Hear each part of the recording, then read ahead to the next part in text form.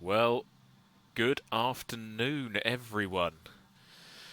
And today I am continuing my Stellaris game that I started yesterday. Um, so it's a bank holiday in the UK. The sun is shining, so what better place to be than tucked away in my man cave playing a computer game?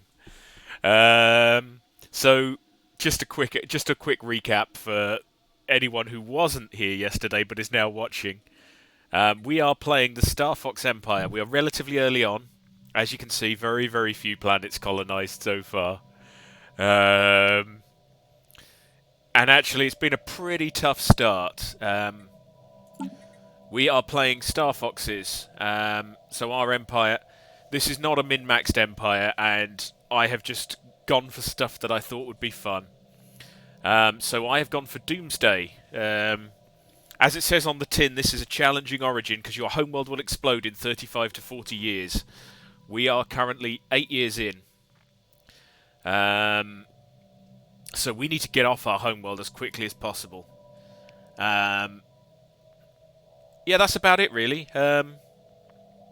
It's just grim as. Oh, no guaranteed habitable worlds will spawn near your home system. Yeah, that was definitely true. If you look around, so this playthrough yesterday, the worlds nearby are absolute garbage. So out of desperation, we have colonized this planet, which under normal... I've even called it Moscot Desert. Under normal circumstances, I would not touch this with a barge pole. 20% habitability. 20%.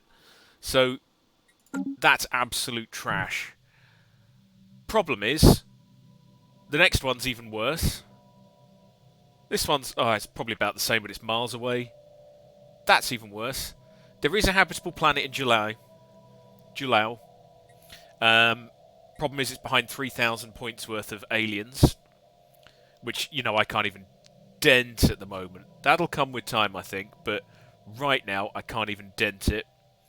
The only bit of good news is towards the end of yesterday's stream, I have in fact found a world which, alright, beggars can't be choosers. At least it's big. But I mean, how cruel. So we're on a planet that is going to blow up, and it throws this curveball at us.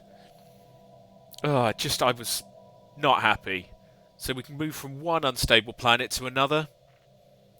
But it's big, and at least it's habitable. And not like the utter trash that is Moscot Desert. We're going to have to do some fairly serious manoeuvring of people off these planets. That said, I didn't really want to put any resource into the capital, but there's not really much choice. It's my only planet that I can build anything on at the minute. Food production's a bit tight. Because the planet's exploding, habitability's down, which means we're using more amenities, spending more on upkeep, and we're losing out on growth and resources. The only kind of silver lining to this particular cloud is that at least we do have boosted alloys, boosted minerals, and boosted energy. So I'm not suffering particularly badly for any of those. Food's a bit tight, so I'll probably be forced to build an agriculture district next, although the market is providing okay for food. Speaking of which, is it worth buying some now? Yeah, I'm going to buy some now just so I don't forget. So let's get some food in, otherwise I'll forget. Other than that, we're still pretty early on. As I said, it's not min-maxed, so we are egalitarian, xenophile, militarist. Just love the fire rate for militarist. If you look, we've got merchant guilds. I just like that because I like unity, and I guess it brings a bit of trade in as well. And diplomatic corps because I want to do diplomacy. Why not? So on with the fun. So we have an idle ship here. Let's quickly pick up. Oh, we're out of. Okay, so we're out of minerals for the moment. That's fine. It'll come in a minute. I'm running two construction ships now. There's a really nice bottleneck here, and choke point. I think most people would call them. Good choke point here. Good choke point here. If I could get both of these, I've secured a nice bit of turf. We are playing on a big spiral map. Well, big. It's a normal size map. Default settings. There's some mining drones down here who are protecting this area a little bit, and we don't know what's going on up here yet. I haven't encountered any alien empires, so at this stage we are just exploring and researching. And speaking of researching, we have 3 pretty good researchers. I've got a genius on one of these ships as well, so we're doing pretty well. Afterburner's probably not the ideal first pick, but I just wanted to get it out of the way while I had a matching engineer. Pop growth speed should be good. And I'm going for the special projects.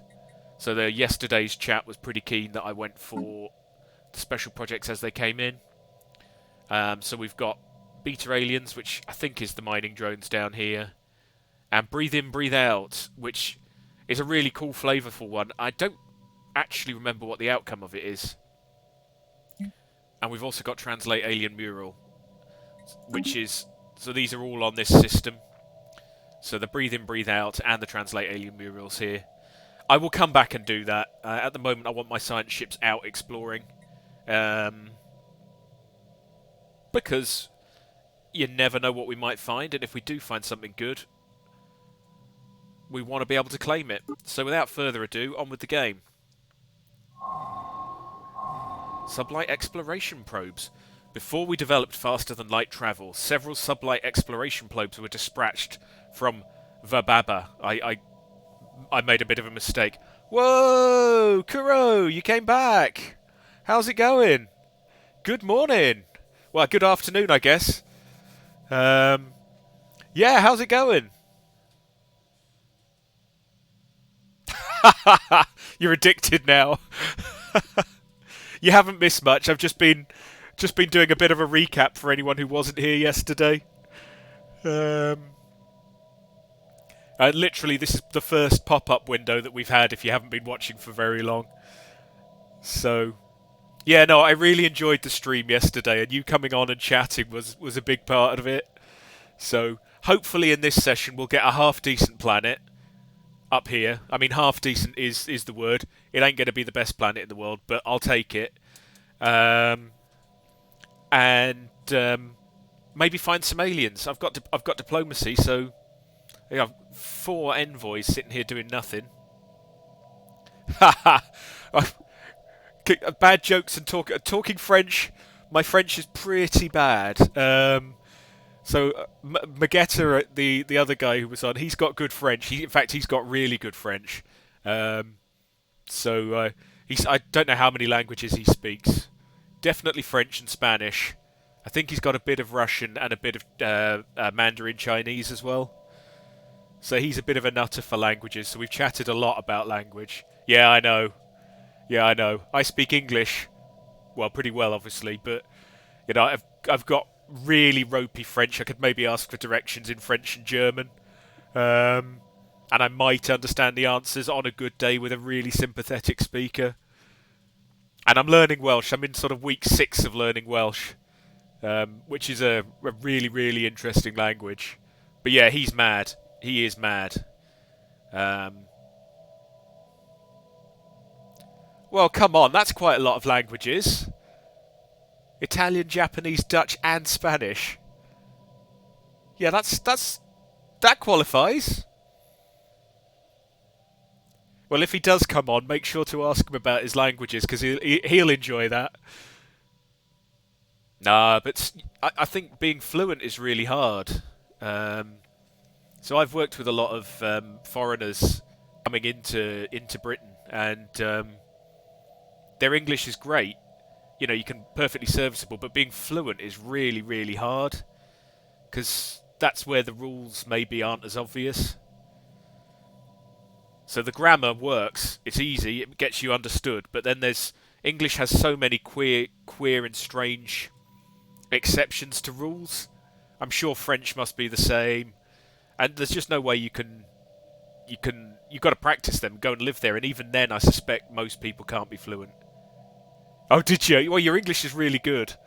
I wouldn't have guessed English wasn't your first language, so... Anyhow, I should probably do a bit of playing of the game as well. Um, ah, don't worry about it, mate. Don't worry about it, mate. I've got a friend. Well, I shared a flat with a guy from France, but I've got another friend who's been over here for what, 10 years, and he's still learning. He's another person who really loves his languages. He's still learning. Um, and things like accent and pronunciation. You remember one of us saying Empire Sprawl yesterday? There's no way you can plan for every accent. And even the way I say accent, there's a T on the end of it that I don't pronounce, that a lot of British people would. Most people would say accent. Anyhow, I should do a bit of game playing as well, but it's good to see you back. Do feel free to keep asking questions. Yeah, gameplay, exactly, yeah. But do feel free to keep asking questions. I know you haven't played very much, or not played at all, if I remember, so there's loads going on.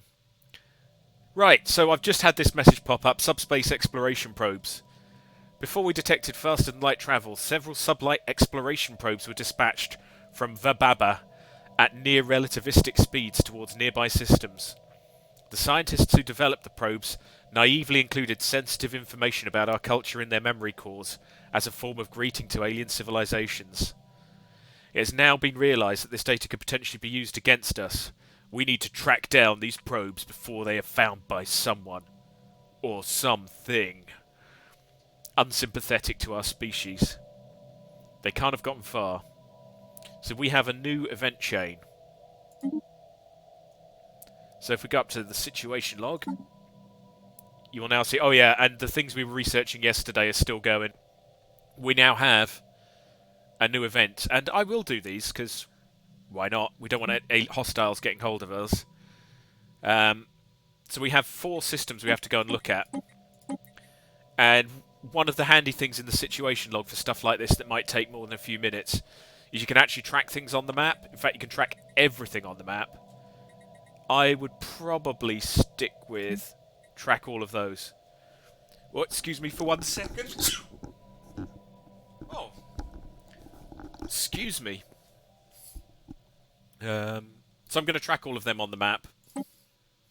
And what you see is, if you hadn't found this already, you just get a really nice little ping around all of the star systems that are interesting. You can see I'm actually already in one of them. Thank you. I don't know, I think I might have a bit of hay fever. I was out in the garden just before the stream. It's a beautiful, beautiful day in South Wales. Yeah, so you get these little pingers on the map, which are very handy just to remind you. And as you can see, they're all relatively close. I think this one won't trigger until the ship moves back into the system, which is a little bit annoying. Yeah, London's a great city, though. South Wales isn't in England, though, just to clarify. It's in, well, Paygal, isn't it? It's Wales. Yeah, don't get that wrong. That's fine, I'm not too offended, but, don't get that wrong. Some people that get really, really offended. No, South Wales. Wales is very, very culturally different to England. And it's got its own language. It's not so widely spoken, but it is. I know people who use it as their first language. But yeah, there's loads of great places in England and Wales. If you like mountains, sort of Celtic mountains, so not like the Alps, but these low mountains with moorland, I think, you can't argue with it. Such a beautiful country. Yeah, UK is a safer bet. Complex history on these islands. Right, I'm gonna hit go on the game. So, as you can see, we've got things going. Just waiting for some minerals for our construction ship. I don't want him waiting around too long, actually. Anomaly found. We found another anomaly. Oh, hard. Yeah, we're nearly there. There are signs by an ancient precursor civilization. That's quite a hard one. I'm going to leave that for now. I'm getting a bit more nervous about leaving anomalies and things because we're getting further and further out. And sooner or later we're going to encounter some aliens. And they might take that territory and not let me in. But I think for the minute I'm happy to keep exploring. And then if I could just get...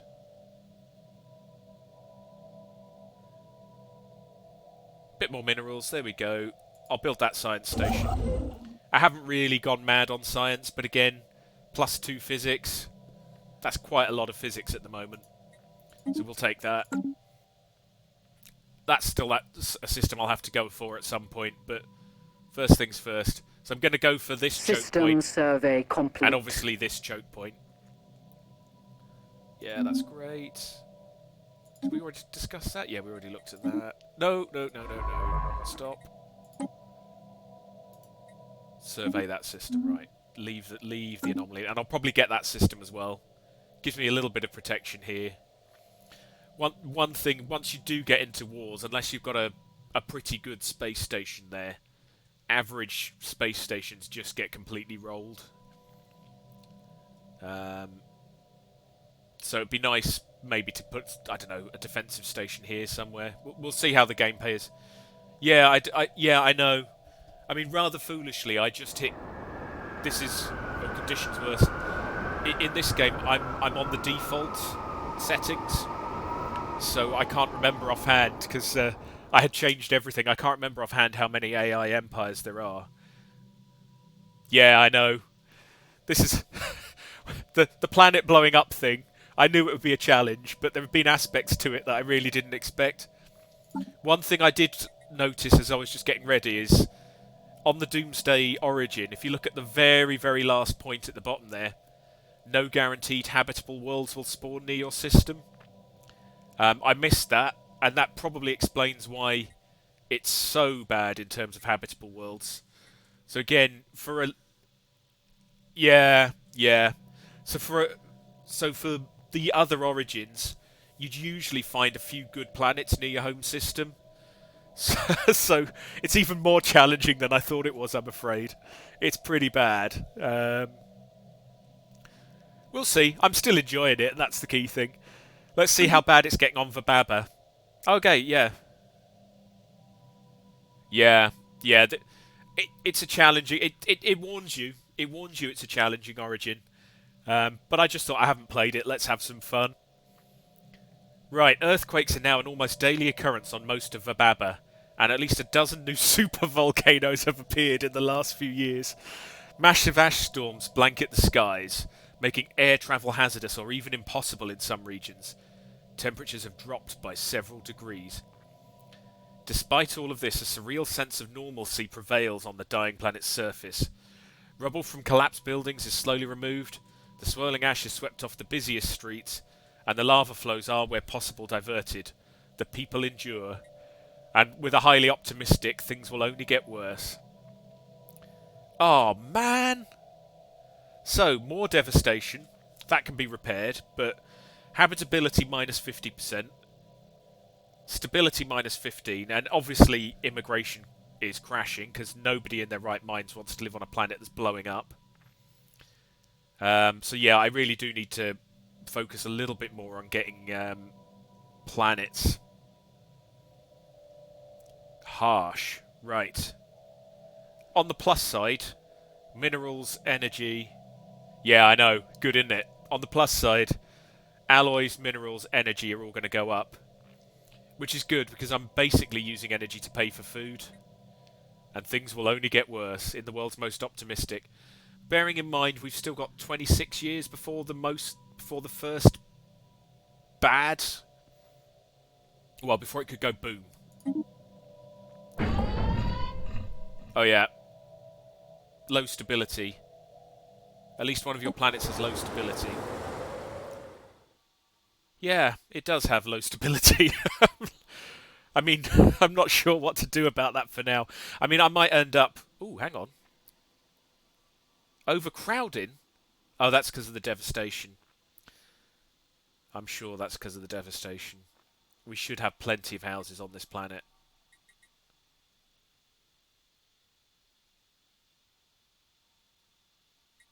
So yeah, I've now got an overcrowded population as well as an unhappy population. Yeah, so the devastation's doing the damage there. And this is going to keep happening, and because everyone's... No, it's pretty grim. Everyone's unhappy as well, which means they're going to be less efficient, and we've got crime going. But again, normally you can invest quite easily to solve any one of these problems. You can build a building to improve amenities, or you can build essentially a police station. I forget what it's called. Where is it? A precinct house. So you can get some policemen in there, called enforcers. And, building a city district is easy enough. But again, I haven't got a lot of time, and I don't want to put too many resources into this planet that's going to blow up anyway. So, we'll see what happens. And just ignore it for the minute and pray. Scientific breakthrough achieved. And I've got unemployed pops. My goodness, it's all go over there. Yeah, kind of pray that as the devastation goes down, at least some of those will improve. We do have an unemployed population there now. And I am short. Whoa, look at the food production now. That was -5 before. Alright, okay. I need a few more minerals, and then yeah, I know.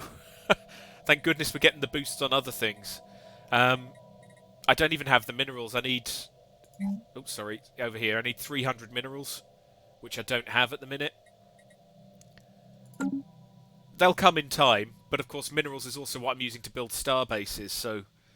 Yeah, it's been pretty grim. I think it's time... I need more energy credits. If I'm going to be buying that much food, I'm going to need more energy credits. So one thing I did do right at the beginning, I can't change it back until... Oh, 2210. Okay, that's next year. At the moment, my trade policy is earning us a little bit of extra unity, but half the money. I think it might be time to just earn money. Energy credits at the moment. I think it's it's time to maximise the short-term resource production. This is a pretty grim start. On the bright side of things, we have got a new tech, so we might as well enjoy that. Let's see, it's the afterburners. So they're pretty cool. We can equip them onto our ships that'll move a little bit faster. Sublight speed, so when we're actually in system, they'll move a little bit faster. And a little bit of evasion, so they'll be slightly more survivable. New research. What have we got? So all of them are ship upgrades. We have Corvette hull points plus 100. I really like that, because our entire fleet's going to be Corvettes at the beginning. If we look at one of these, they start off with 300 hull points. So that's just a straight up 1/3 buff on their basic hit points, which is nice. We've got coil guns, which are better guns. And we've got carrier operations, which give us hangar bays. That's pretty good, actually. Again, to be honest, I wouldn't necessarily go for any of these right now. I think anything that helps us get off planet, but okay, as we've got them. I'm probably going to go... Oh, that is good, though. Plus 100 hull points. But for speed, I'm going to go for this one. So it's the cheapest to research. And we've actually got a leader who specialises in that area, so I'm going to go for it for now. If anyone else, Kuro, if ever you wanna put some input in on any of these, just shout. And if anyone else is lurking, watching the stream again, please shout. At the moment, none of these would be ideally what I want. So let's just get the guns. What would be really good? Nah, that's cool. But even just for flavour, man, you can ask as well. Don't forget. I'd really like to get robots from engineering, so I think I'm just going to pick the one that's fastest. So that's cheap, and I've got a really good researcher. We'll stick with that for now. Because, yeah, I've got loads of crap planets, basically, bad planets. Robots don't care about habitability, so, you know, that could really, really help us grow at the beginning. Yeah. Our research, there's so much stuff in the research trees, and the game you know, you get more options as you go on. And they're all sorts of... I won't give too many spoilers, but they're all sorts of things that you'd expect from a science fiction themed universe. So, you know, you could speculate. I guess I won't say what all of them are, but you can kind of speculate some of the stuff that might happen. And, oh yeah, should we buy more food? Oh, this feels wrong. But yeah, let's buy more food. Normally I sell food at this stage of the game. You know, your base starting production is good. Oh well. On with the fun.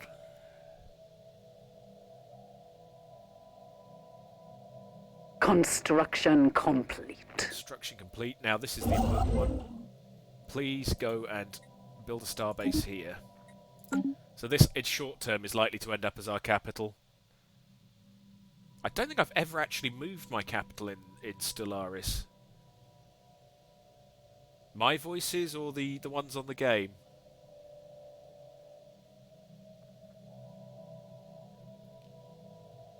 Yeah, I can turn them down a bit. Let's, where are we? Escape. Settings. Sound. Advisor volume, that would be that one. Let's try it somewhere around 50%, see how it looks. Let me know if that's any better when that comes up later.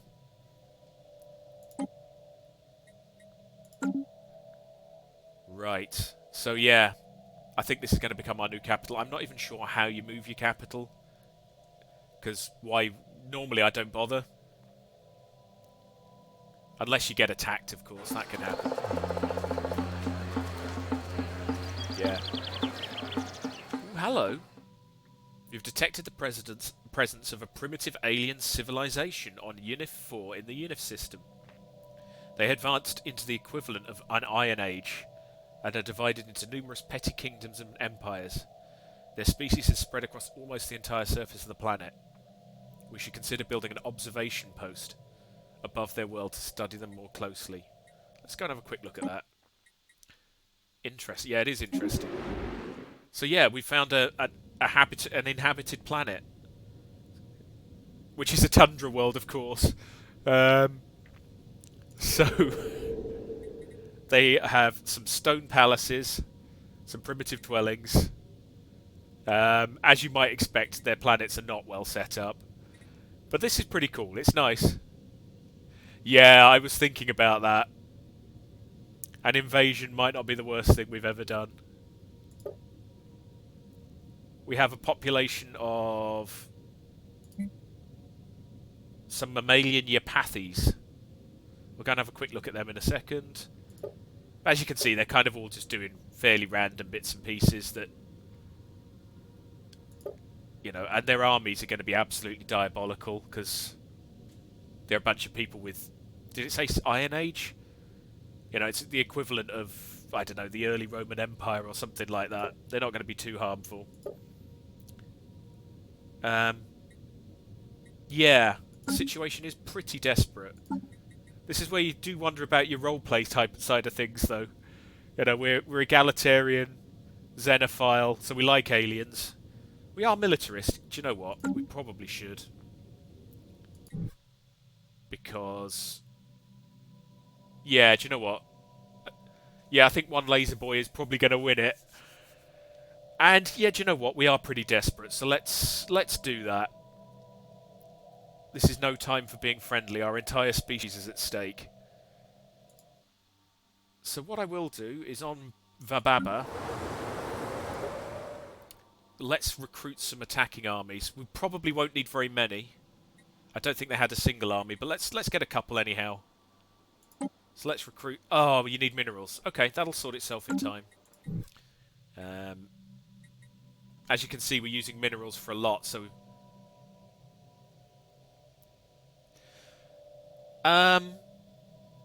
Probably not, actually. Later on, we'll get factions who might not like it. The other thing is, we don't necessarily need to eradicate them. So we're not playing an empire, so there are different empires. So some empires are authoritarian and they could enslave them. I'm wondering if we could maybe... They won't like us at the beginning, obviously, because we invade their planet. But I am wondering if we could actually keep the populations alive. Yeah, elevate them. So they're already at Iron... Yeah, they're Iron Age. They're already at the Iron Age. So they're clearly intelligent. So I think we might be able to train them up. There's also... You can get... Let's see. I think we need the planet, whatever we do. So I think we're going to invade it. Let's see what the options are after that. If you look down on the species tab now as well, you should see if I toggle species. Ooh, I don't know where the Gearoids and the Velutarians are, but we've got your Pathies. So, oh, here you go. You can see our preferences. We've been really badly unlucky with some of those worlds, man. Anyway, so we've gone for, you know, extra research, extra unity, and we got strong, which is just a bit of extra resource. These guys, very good at energy credit jobs, very good at society research, and will move around a lot. So, you know, that's pretty good. They don't breed very fast. So, you know, they might offer us some benefits. For instance, if we can get them into tech jobs, that's just free energy credits. And same with society research. I mean, that's a long, long way away, but, you know, we'll see how it goes. But yeah, let's plan to invade that planet. We could set up an observation post. Observation posts are very good for research. Construction complete. Do you know what? I have absolutely no idea. I might even just Google that. Just to see what we can do. Stellaris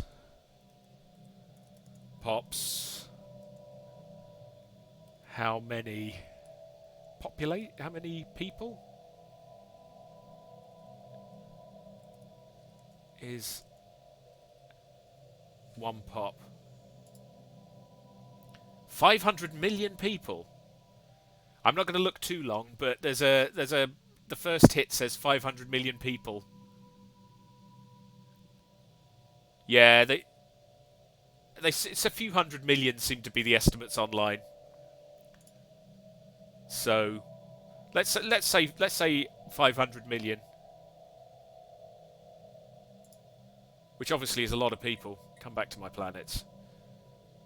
So, well, 500 million feels a bit high. Oh, is there? Yeah, I mean, 900 million for an Iron Age civilization feels really high. Whereas I'd probably go for the 100 million if I was going to pick. You know, where's our home planet, Vababa? You know, on this planet we have 31 pops, so that would be 3 billion. So about 100 million feels right. I remembered the water today as well, Kuro. Yeah, it depends on your species. Yeah, true enough, I suppose. If you're playing like an insect species. Yeah, I've really gone to town, so I've got spares as well, just in case the stream goes on, so that I can stay a bit more focused. Cool, Grekil, what are you doing? Oh yeah, the lithoids. I'm with you. Now, we are suffering some really severe mineral shortages at the moment, and I think I am going to buy some, as we do have plenty of energy creds. Because I want to get these, well, I want to get mining more minerals. Yeah, lithoids, I can imagine, big lumps of rock lumbering around the place. I can imagine that they would struggle. Oh, I don't even want to look at my home world, it's that bad at the minute. I looked anyway. I have got more workers, right. So one thing I can do, if I had more minerals. So yeah, minerals is proving to be a bit of a problem for us at the moment. Still, we'll see.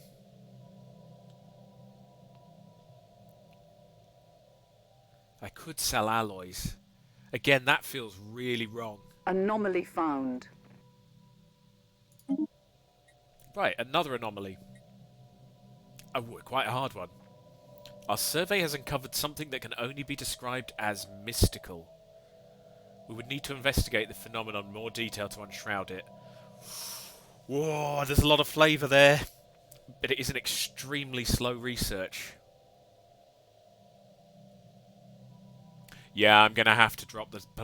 Well, I guess ditching it. I still need it. That's the problem. I still need it. But yeah, I'm going to have to try and focus less and less on it.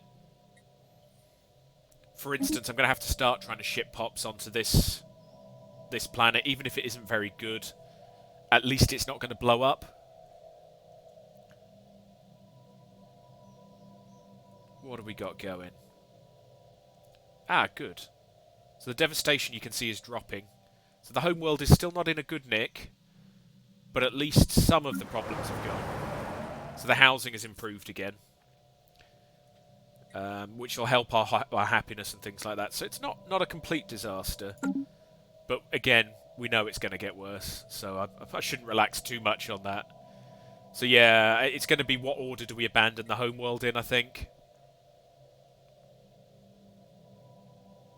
Oh yeah, and I've done the research there. Why not? It's cool. Still no sign of AI empires. Generally, I don't do these bigger research ones at this stage of the game, but it sounds cool, so let's do it. Construction complete. Thank you very much. If you could also build a mining station for the energy credits, that'd be nice. Anomaly found. Spending a lot of them. Another anomaly. There's a nice anomaly drop rate coming up. I'm enjoying this. There are signs by... I am going to leave that one for now, because that's off the chart at the moment. And I don't want all of my... The problem with the researching big anomalies like that is your science ship is stuck for a long period of time. And there is still a chance we might find something really good elsewhere. Construction complete. Right. The biggie. So, that construction ship again is out of minerals. But you can go into orbit, please. Ready for the next one. Whoa! Oh! We can't colonise because it's got an anomaly. I think there's a change of priority is coming. I hadn't realised that. You come back here. I don't care what you're doing. In fact, stop all your orders. Please research that anomaly. And it's a huge one. Oh! Yeah. I should have paid more attention to that earlier. Oh, well. I'm wondering if we should maybe go for another of these crappy ones. No, we've got a half-decent one. Although the time... How long is that in terms of research?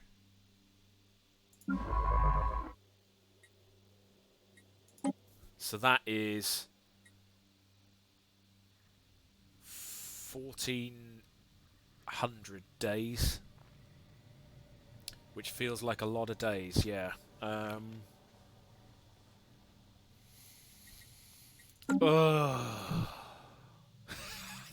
start in this game. Oh, I love The Expanse. That is such a good TV show. Really good TV show.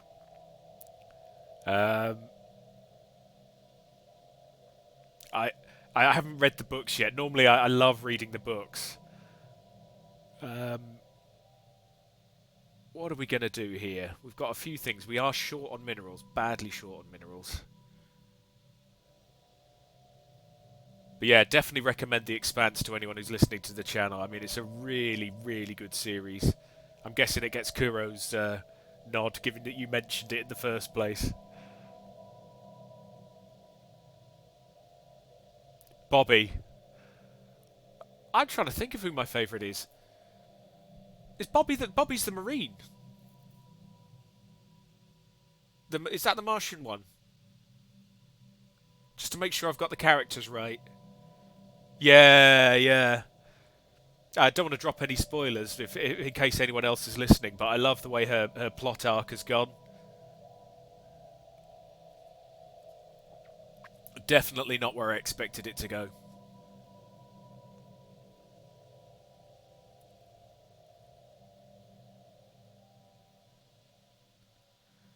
I think probably my favourite one is... Oi, oi, oi, I'm trying to remember all the character names now. They've all gone... I've got a blank. I like the pilot. Ah, what's his name? Ah, I've got a complete blank. The pilot in The Expanse. On the Rocinante. He's really good. Again, it's one of those series where the characters are really... There's some good... Alex, yeah, okay, Alex, yeah. There's loads of depth to the characters. I've been really, really impressed by it. I was discussing it with one of my friends the other day, and it's the way he described it was it's not quite as good as Battlestar, but it's very close, and I think that's a great description. I judge everything by Battlestar Galactica nowadays in terms of more modern series. That was a really good series. Right, we're doing okay for some of these items at the moment. Oh yeah, do watch it. It it it's a really good series. It loses its way a little bit at times, but especially the first few seasons are really, really strong. The first couple of seasons are really good. There are some really good episodes. I love it. It's a really, really good series. So I definitely recommend Battlestar. Right. Oh, Star Trek. Yeah. They're not making any more, I hear. I must admit I haven't seen most of the newer seasons. I kind of grew up with the Next Generation. Which was an amazing series. I really enjoyed it. I heard that.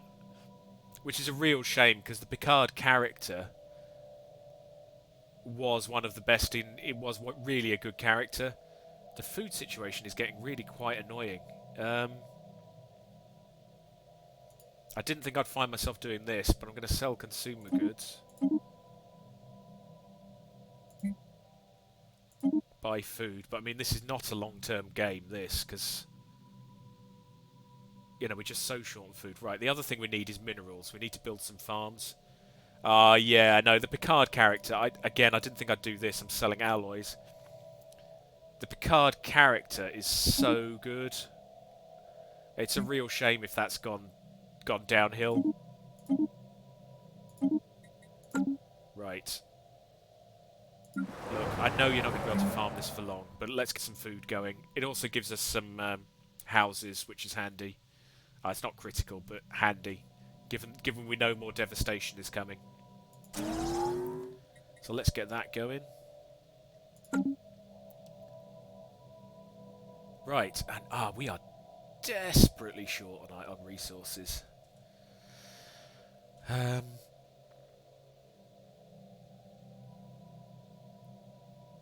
colonising... Where's our expansion planner? So the expansion planner does get good now that we've got a few more planets. I mean, most of them are garbage. But if we do want to colonise... Yeah, food... Oh, and consumer goods. I'm a muppet. Oh yeah, good shout. I'd forgotten about the Iron Age aliens. Good shouts.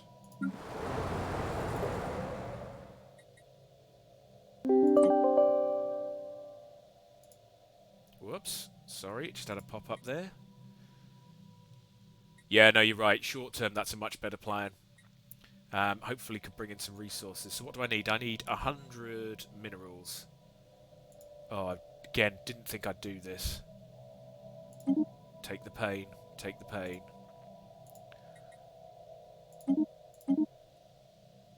Yeah, you are. Yeah, no.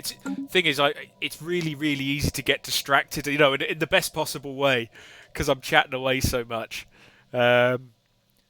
let's get them going as well, because yeah, you're right, our homeworld is already becoming quite tricky to manage. So let's recruit. Let's recruit one for now. I don't know if we'll need another one. Given that they don't have a defensive army. Let's see how it goes. Again, my resources are tight, so if I don't have to build a second one, I'd really prefer not to build a second one. Let's build that mining station as well. Okay, so that was some fairly expensive building. System survey complete. Brilliant. Talassus. Yeah, nobody expects the Starfox Inquisition. Yeah, I think these poor old... what were they? Yapathies are in for a bit of a fright as well. Hey, they've got like elephant trunks. Yeah, we'll see. Can we see their planet? Population. Yeah, they've basically got loads and loads of people. Oh, they're very happy.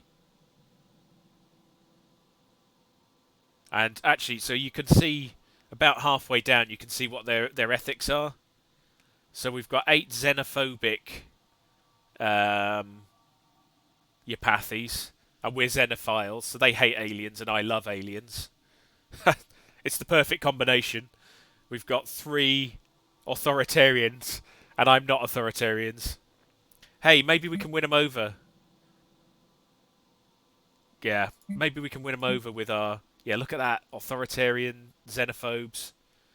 But beggars can't be choosers at this stage. Again, we could build an observation outpost and maybe try and influence their society that way. But that's a long-term plan. So, again, and we'll say that a lot in this stream, because our planet's going to blow up, I'm not necessarily doing things exactly the way I would normally.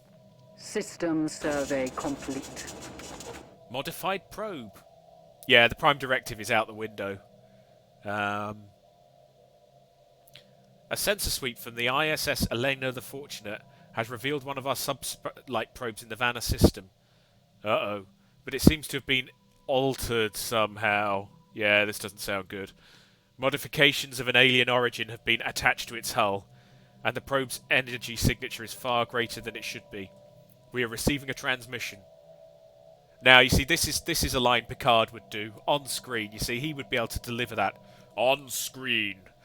You know, with just like it was Shakespeare. Let's get it on screen. Okay, I'm going to try and pronounce this. Schlebliviskavur. Are you the makers? I have a feeling that this is going to end badly either way. So I'm just going to go with, we made you. Yeah, so it's turned hostile.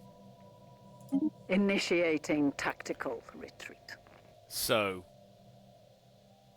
to be fair, it's really quite weak. Which is good, because our fleet... I haven't put any money into ships yet. Because, again, our planet's going to blow up. It's not priority number 1. But it is big enough to take on this thing, so... This is a chance to actually make some use of our combat fleet, so why not?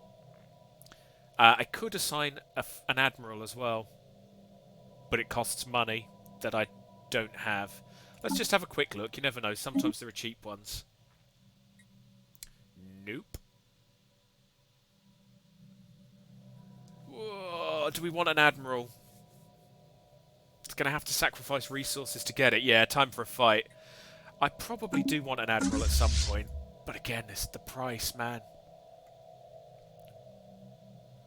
Fine, let's just do it. There's no point in whinging about it every single... I will whinge a lot. I enjoy a good whine and a whinge.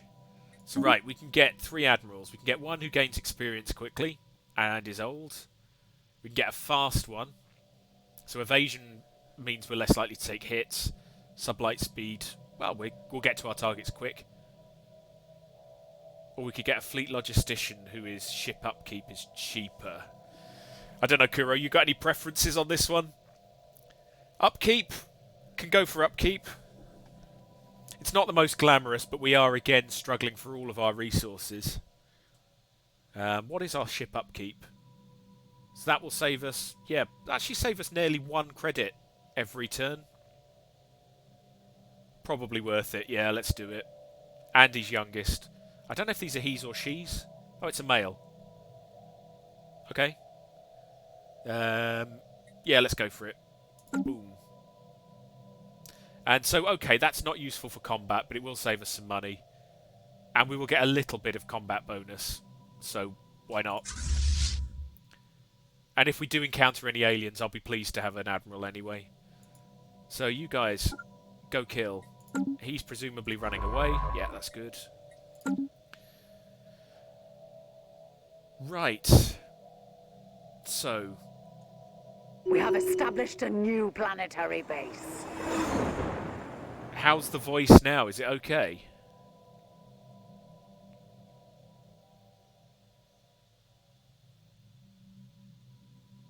Yeah, good. A new home. Muscat Desert is a bleak and unpleasant world by Starfox standards. But it does have one significant advantage over Vababa. It is not about to blow up. I couldn't have put that better myself. This is a struggle for survival. They knew, yeah, I know. They're so harsh, man. So harsh. And that means that Muscat Desert is to be our new home, then so be it. It shall serve as a safe haven, at the very least, until better planetary candidates are found. Despite the harsh conditions on the moon's surface, the colonists are the lucky ones. Countless Starfoxes are still trapped on our doomed homeworld. They must be saved. Hey, that's not bad. Happiness plus 30%. Okay, so... straight up, we know that's a garbage colony. Hey. Let's go and have a quick look. Yeah, well, the happiness is improved. Yeah, okay. So, who have we got on here? So if you look, at the moment it's just a big fat resource suck. But, you know, that was going to come.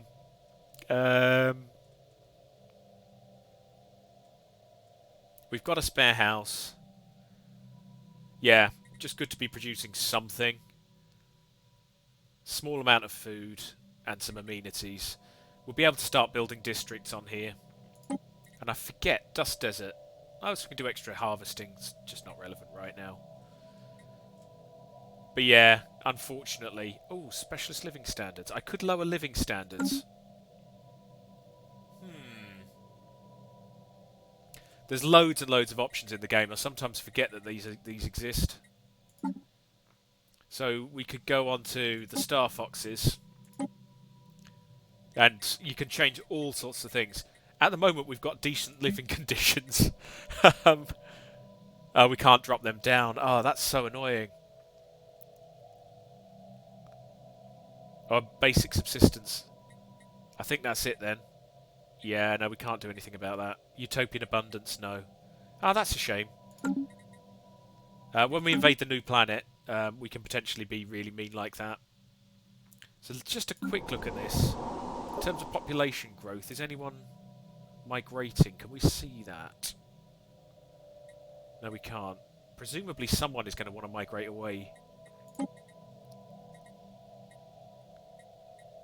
So what we could do as well is encourage planetary growth. Oh, discourage. We definitely don't want to do that. Whoa, whoa, whoa, whoa, whoa, whoa.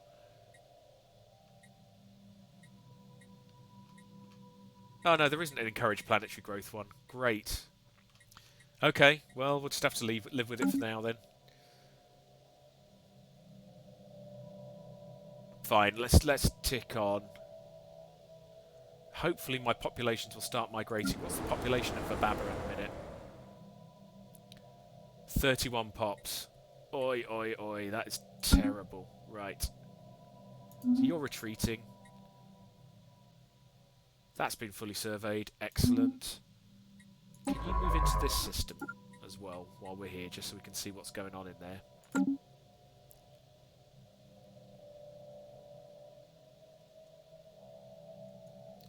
And actually, if you're going to be stuck here anyway, let's do the research project here, which is that alien mural.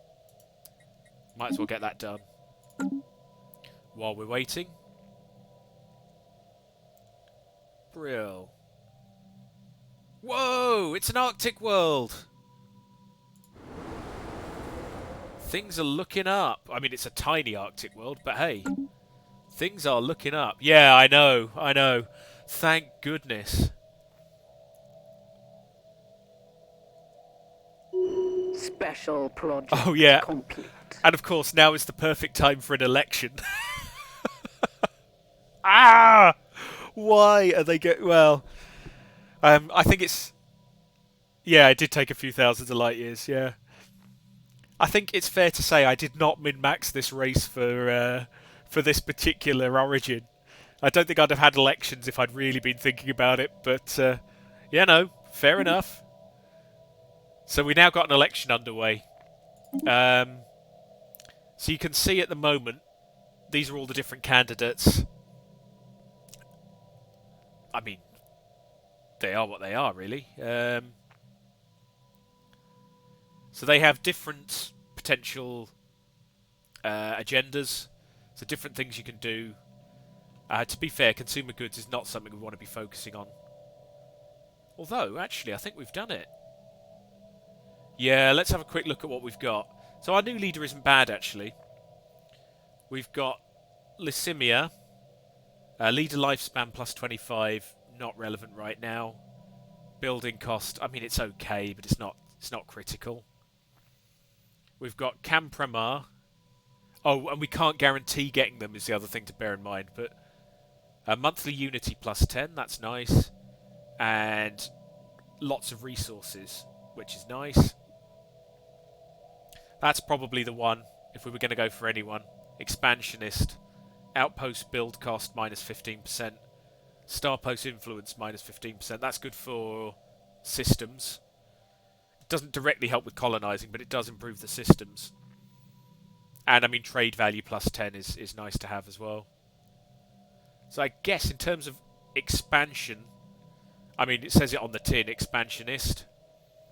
The only problem is it costs us 50 influence to support. And we need the influence for expanding. And even if we support, it's not guaranteed. So at the moment, they've only got a 23% chance of being elected. So I'm 50-50 on it. What do you think? Do you want to give it a whirl? We will save a lot of influence in the long term. Because it's 60 odd influence for every system. So we'll be saving roughly 10 influence for every system. We could cope with any of them. It's just whether or not we want to put... We could potentially put 100 resources in, which is a lot. But we are going to save... We would actually make that back in the influence. Just for a few years it would slow us down. But then it would speed us up after that.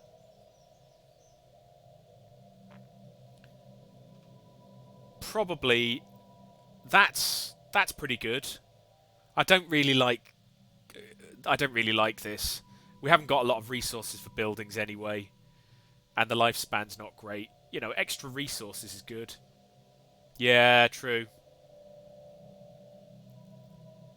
I'm increasingly tempted by this one, actually.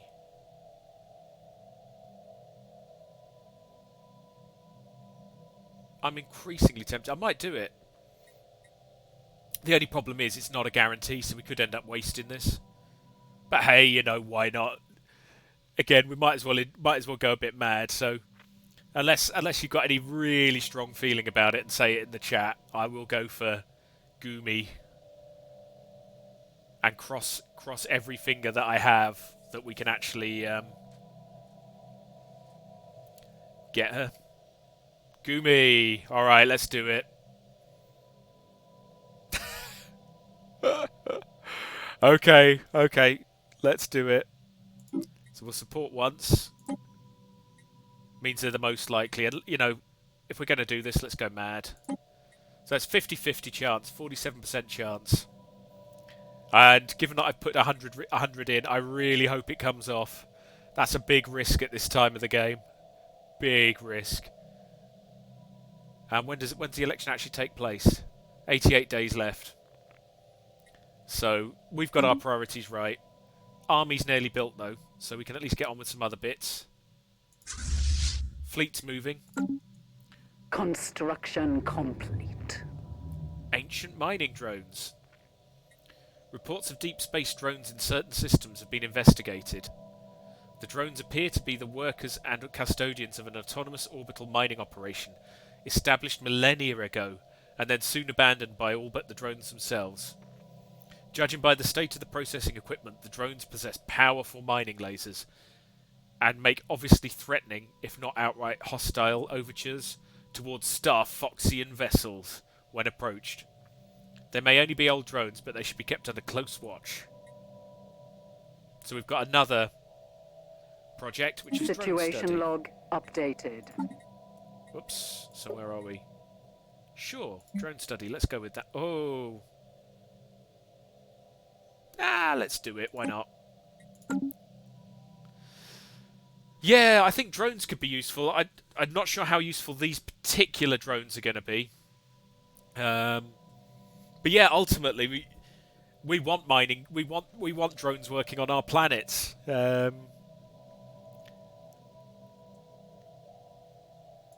you're doing nothing. I don't want to do anything here because we're going to invade that planet. I guess you can move here for now. Get ready to expand. Yeah, and I've forgotten something. Oh yeah, the actual the army. So apologies.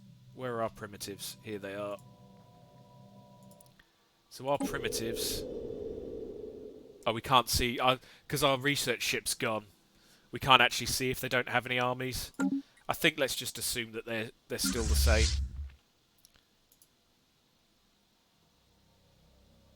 We can only invade primitive planets inside our borders. Did not know that. I think we have a change of priorities for this construction ship. As soon as we've got enough unity, you're building that one. Unity. As soon as we've got enough influence, you're building that one.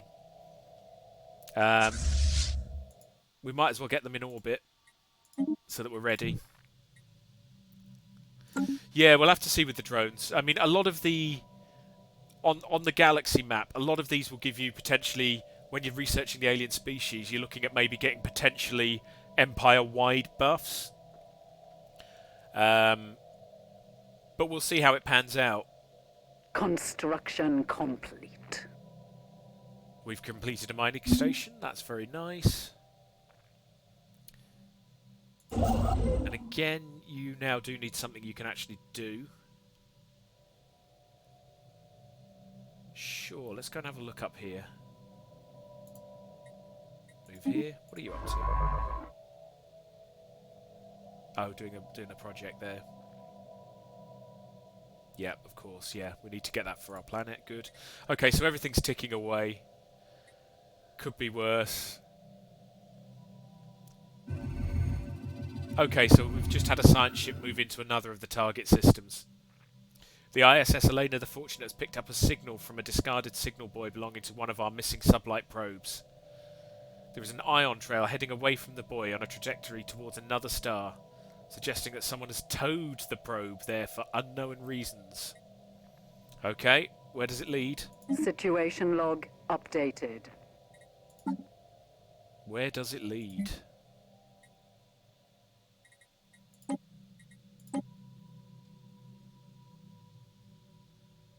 Where does it lead? Special project complete. I'm not sure where that iron trail leads. We'll see what happens. Many uneventful months have passed since the discovery of the rift, but now we've received reports of a great stream of debris pouring out of it. It is ours for the taking. Well, I will take that. 500 credits and an awful, awful lot of Yeah, good news. I'm pleased at that. We haven't actually had that much good news so far. The research is handy, and the energy credits is great. And I think we're still studying the Veil as well. Situation log.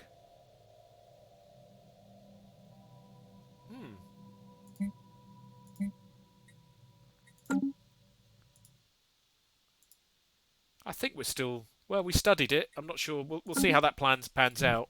But if it's giving us a few resources every now and again, definitely take that. And we do need more food while we're here. Do we really want to spend all that money on food? We're probably going to end up spending it anyway, aren't we? And at least this means I'm not looking at it every few minutes. Sure, okay, we'll do it for now. But basically, that sorted us out. That event has sorted us out for food for a few years, so good news.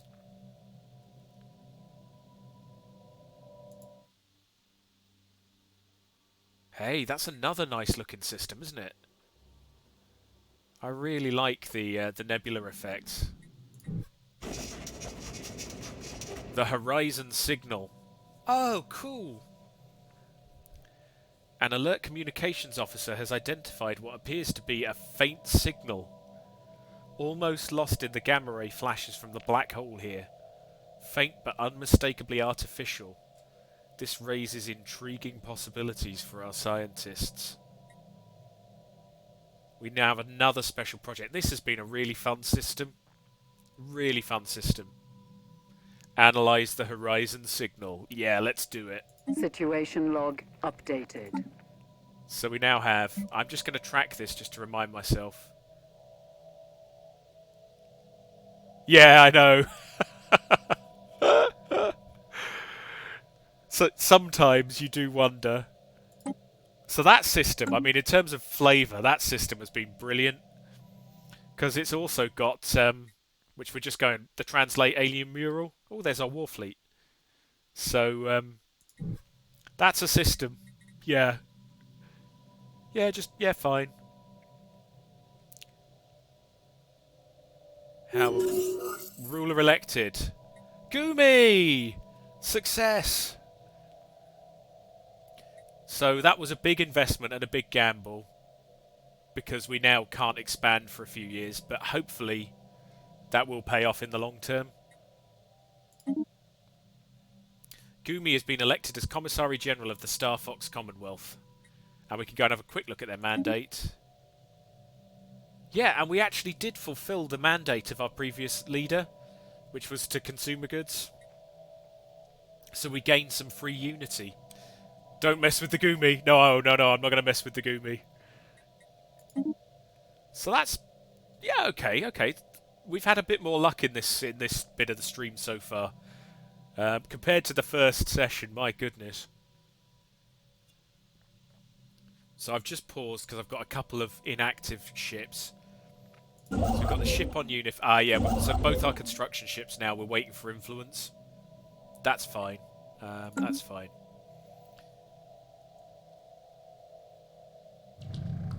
Salvage is detecting. We have found our missing probe. A small fleet of jury-rigged ships has been detected in the Etan Steeler system. And one of them has the probe locked in a short-range tractor beam. They are hailing us. Okay. Okay, I'm gonna... What you want, alien? This probe is ours. Salvage. We find first. You leave now. Yes, interrupting delicate operation your ships are. Must concentrate. Or if you want probe, we can sell. 100 credits and probe yours. Good deal. Very good. You get probe. Less work for us. Everybody wins. Especially us. Yeah, the second decade is looking a lot better. Right, so we got two options here. Surrender our property or be destroyed. Which means we're going to end up with a fight. Or you drive a hard bargain, but very well. And we do actually have the energy for that. No, I don't think so. No, no, it's an event, so it's not an enemy empire. I don't think it is an enemy empire. Unscrupulous salvagers, independent. Um, so I think we can choose. My only worry is my fleet at the moment is still pretty flimsy. Um, by the standards of the galaxy. 100 credits is 100 credits, but that's only 4 months' resources. And we did just get a massive boon in energy credits, so yeah. What do you think? I'm kind of happy either way. There's pros and cons.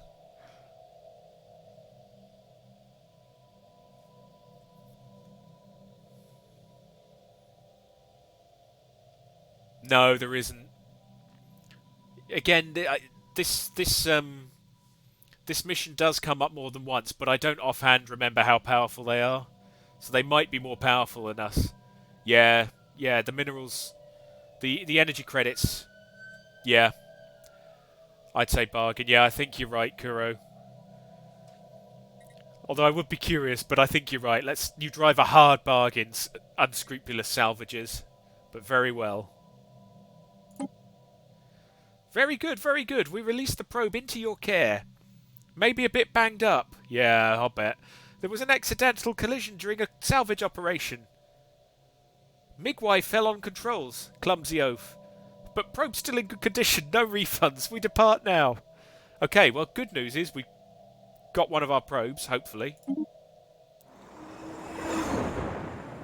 Oh, there's their fleet. Should maybe have looked at that. 104. We might have been able to take them. Well, we probably... On average, we probably would, but it would have hurt. Because we're only slightly more powerful. So I'd say that was the best deal. So we've got our sublight probe back. Oh, that's interesting, and it does the survey for us as well. If we hadn't already got it. Excellent. 1 probe down, 3 to go. And our military fleet's carrying on. Nearly built the farms, which is good, the agriculture district. So hopefully the food situation will ease off a bit, but every time we get the devastation, it doesn't feel, yeah, it doesn't feel worth it yet, I'm afraid, but I mean, it probably is worth it for not getting our ships banged up. We've only got 3 of them, and it's a fair bet. If it was so evenly matched, it's a pretty fair bet one or other of them would have got destroyed or damaged. So, oh, I do apologise. I've got a knock on the door. One moment, I will be back. Sorry.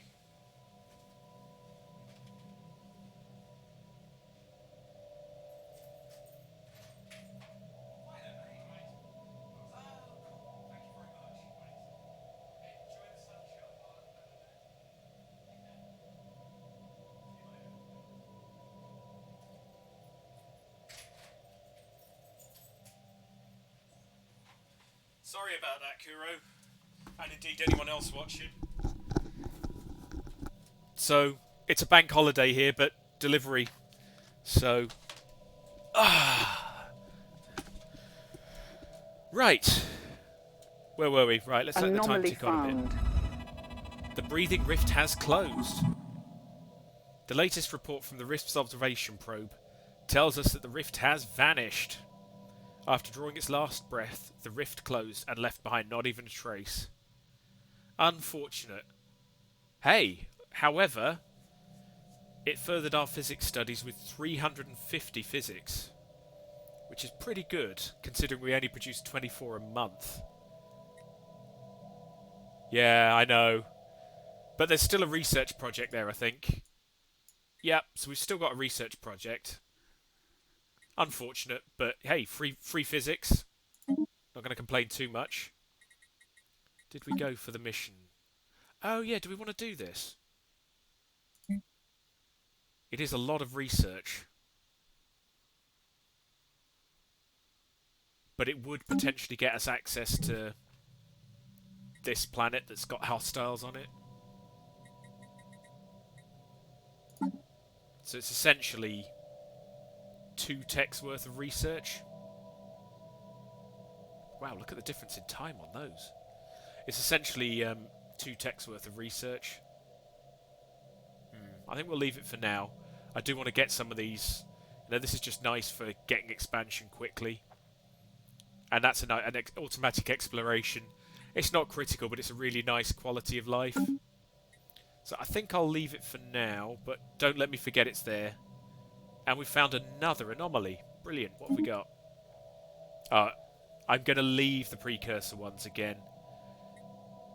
Unless it's on that habitable planet. We maybe need to learn our lesson a little bit on this.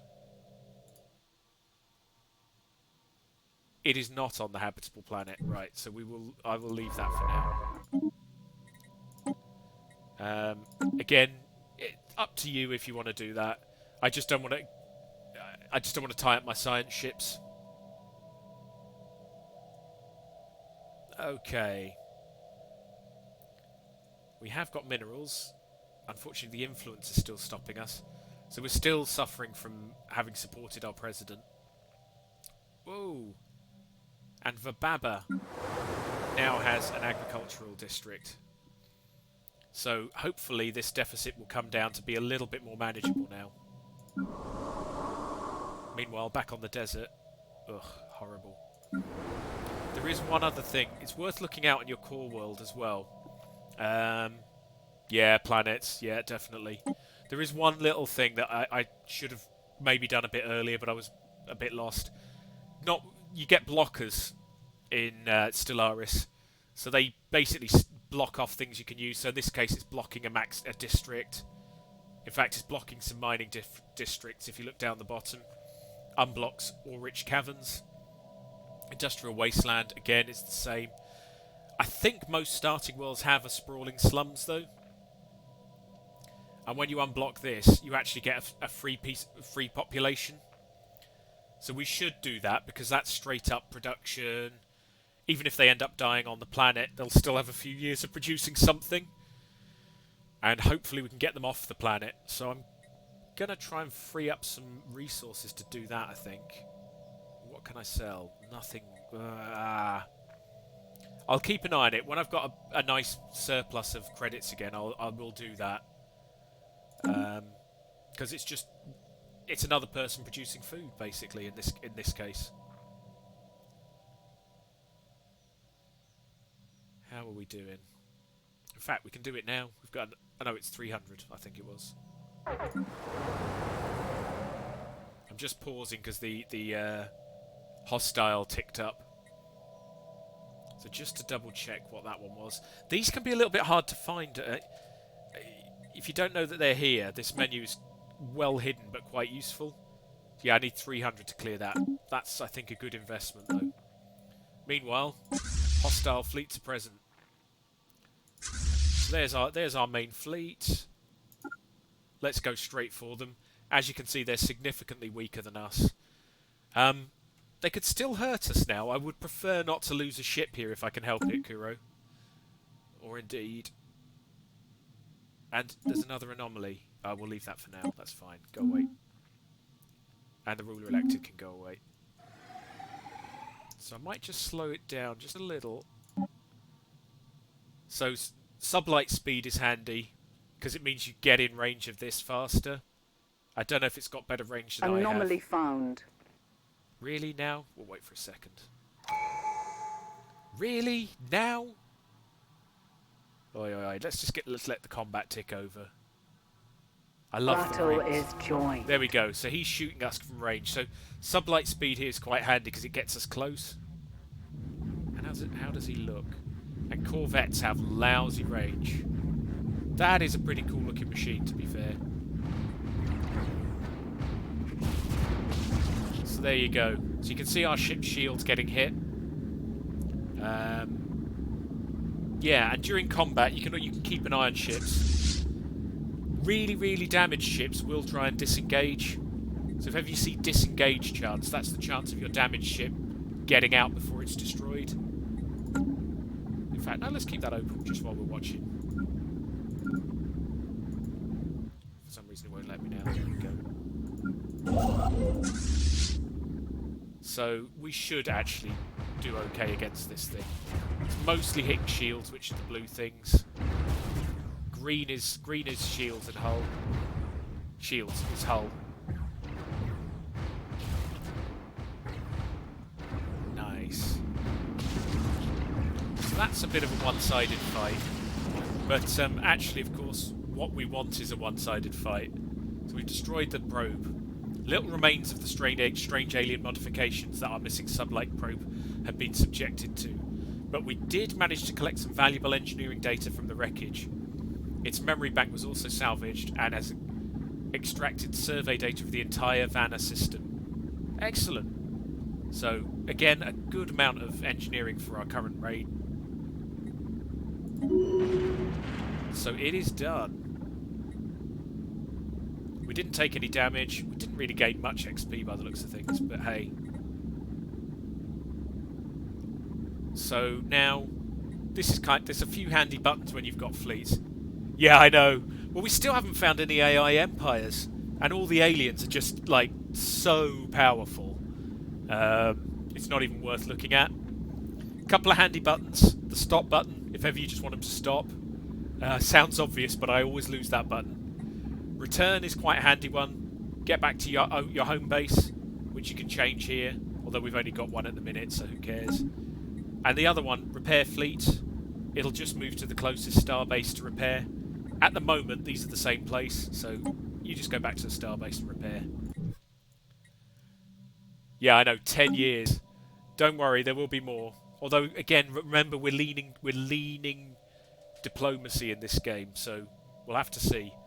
But I mean, again, it just depends on the AI empires.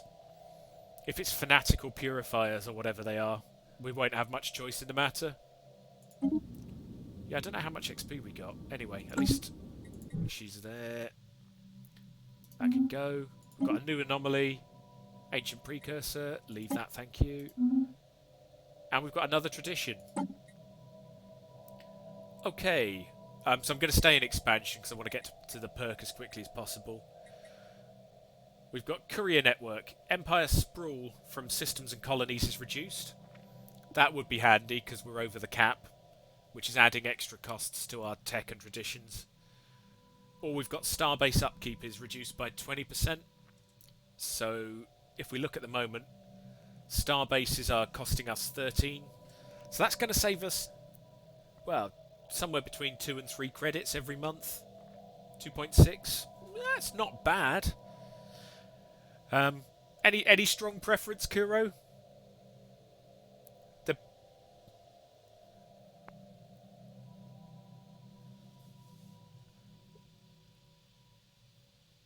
Yeah, I'm not sure on that one.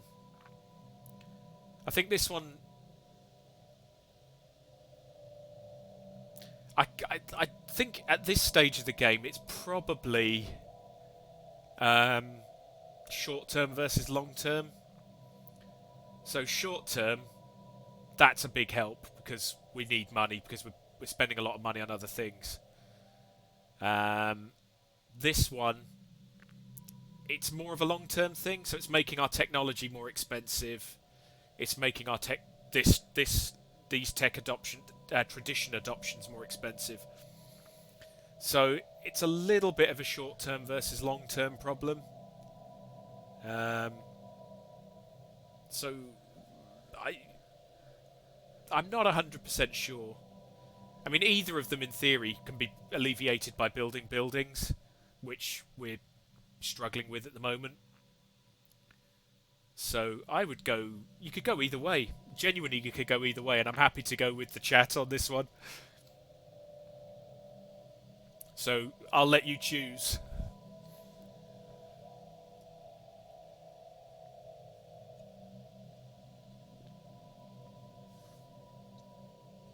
And I can mouse over them as well if it helps. You do pretend to prefer the long ones. Well, let's go for it then. So what you'll find then, we can keep a quick eye on it. Yeah, true enough. So it should knock a little bit of time off these. So 7% of 78 months will be a few months. So, you know, it will be noticeable. Yeah, let's do it for now. Courier network. Let's go. And we're getting very close to completing expansion now as well, which is good. So you get a bonus finisher effect, which is all planets can have an additional district. That's pretty good. And the ascension perks is what we really want, because they're pretty strong, some of them. Right, we've got 2 more sublight probes out there as well. Oh, we've surveyed it. Look at that! 80%! Woohoo! First things first, though, we do want to get this system as soon as we can. How much do we need? 16 more. Vababa the second, yeah. It might have to be baby Vababa, though. If you look, it's 13. And Vababa is 20. But still, you know, I'll take it. And it's not going to blow up. So it's got that in favour. Yeah, it's really good news. It's really good news. I think we'll probably still go for this one as well, just because of the size. Well, no, we'll definitely go for both of them. I mean, why wouldn't we go for both of them? And how long have we got in terms of blowing up? We're still 25 years before we blow up. System survey complete. Come on, come on. There's our army. Yeah, I know. Special project complete. I don't know if it's good news or bad news that we haven't seen the aliens yet. It depends on the aliens. There's a possibility, remember, that there could be an alien empire just here, blocked by these mining drones. That's possible. We'll have to see. Special project completed. Science Officer Tetran has managed to partially translate the alien mural discovered on XT-81 Singularity 1. It is a memorial for an extinct alien race that once maintained a small interstellar empire in this region of the galaxy. They were apparently exterminated by the creators of the mural, a fact that they seem to regret. Given that the mural has been dedicated to be in excess of 300 million years old, it is likely that the creators are also extinct by now. Perhaps most interesting of all is the material that the mural was made of. Despite its age, it is in remarkably good condition. Amazing. Yeah, that is amazing, actually. Just a nice bit of flavour, some experience, and some research. It's a win. Right. And Tetran has levelled up. Tetran. So we've got... Do you know, I really want to do the Singularity mission. I'm just going to go and finish off, because we can't go any further than this at the moment. Just going to finish off the surveying, and then we'll head back up and do the horizon signal. Our governor has levelled up. That's good. So when the governor levels up, you get a little bit more pop, resource, crime goes down. You know, all lit. None of these are game breaking, but they're all handy.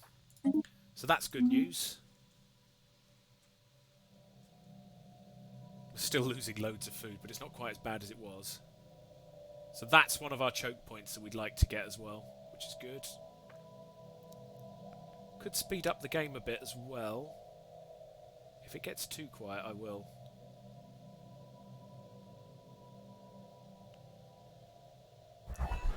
Oh, hello, factions. So, have you dealt with factions before? Is probably the next question. So we have. This is something that will happen in every game at some point relatively early on. So we've had 3 factions founded. We have the Economic Development Board. Yeah, it's because you more or less, this is a bit of a sweeping generalisation. I don't know what the algorithm is. You more or less get 1 per different governing ethic. So if you go really strong militarist, you've only got 2 ethics. You probably find you won't get so many. Also depends on your pops. So as your pops ethics get a bit broader. Can I see that actually? I can probably see it. I can see it on a planet level. So if we go to Vibama, you can see the population. God, there are a lot of windows. You can see I've got quite a mix of different ethics in here. So I've only got 9% who are Xenophile. Wow. I've got some materialists, quite a few pacifists, some spiritualists, lots of egalitarians, and quite a few militarists. So what you'll find is, as you get more and more ethics in your population, there'll be more and more factions, because obviously people want to follow a faction that suits them. So what have we got? We have the Economic Development Board. Their members lobby for a national focus on financial growth and stability through peaceful means. We're about to invade some primitives, so I don't know what they'll make of that. A disgruntled faction will be a source of trouble. Oh, that's a generic bit of text. But one that approves of the government's actions could prove useful. So financial growth and peace. We have the Liberty Now Society. Their members work for equality and justice for all denizens of our empire. Seems reasonable. And we have the First Strike Legion. Their members have been pushing us hard for us to assert our military dominance over the rest of the galaxy. Okay. I would say it is worth, when you get factions coming up... Oh, have we got enough to build unit? Yeah, must be close. No, we need 3 more, so next month. When factions come up, it is worth going and having a quick look. Because it might be that there's something really easy you can do to bump up their approval. And depending on how high their approval is and how big the population is, you will get more influence. So these guys love us. Anti-autocratic, free movement.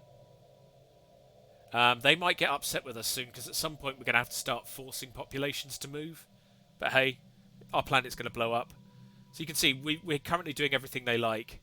First Strike Legion, on the other hand, well, local rivalry. We haven't even found another empire yet, so we can't do that. And Imperial Hegemony. Installing ourselves as the overlord of one or more foreign powers will please the First Strike Legion. So there's a possibility there.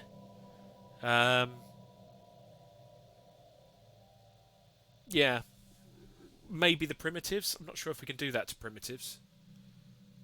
But we need the planet, really, rather than the primitives, so we might have to be a bit brutal. And then the Economic Development Board just want us to be rich. That's nice, but I don't think we're going to hold on to 5,000 stored energy at this stage of the game. So we can't really do anything. They hate war. So they hate war. These guys love war. That's a great combination.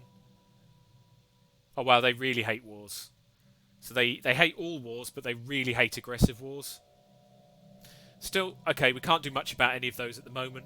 Sometimes when you click on here, there are easy wins. Not today. So let's tick around the month. Hopefully... Voila. Right, so... Yeah, nothing's easy in a Doomsday scenario. Yeah, that's true. Apart from getting those 500 credits, that was quite nice. So now this is where the money, the influence we gambled. So we gambled 100 influence to get a bonus here. So we are saving 9 every time we build an outpost.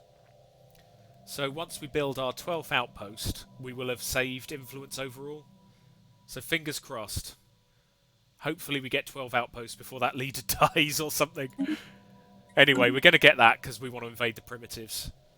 I feel a bit sorry for them. Only a little bit. That research is going really slowly up here. Which is the least bad of the remaining worlds? They're both dire. I was almost wondering if we should colonize one of these. But we've got a bit of time, and we have got some planets. We have got some planet options now. So let's leave it as it is. Transport fleet, if you look, is in place.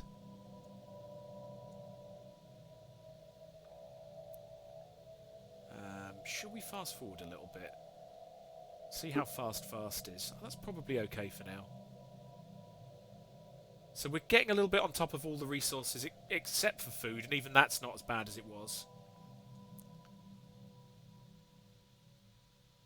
Construction complete. There we go. So we now have the primitives within our empire. While you're there, can you just build that mining station? More money is always good. Then if we go to UNIF, we can see we have an orbiting transport army. So I think we've got to do it. It's a habitable world.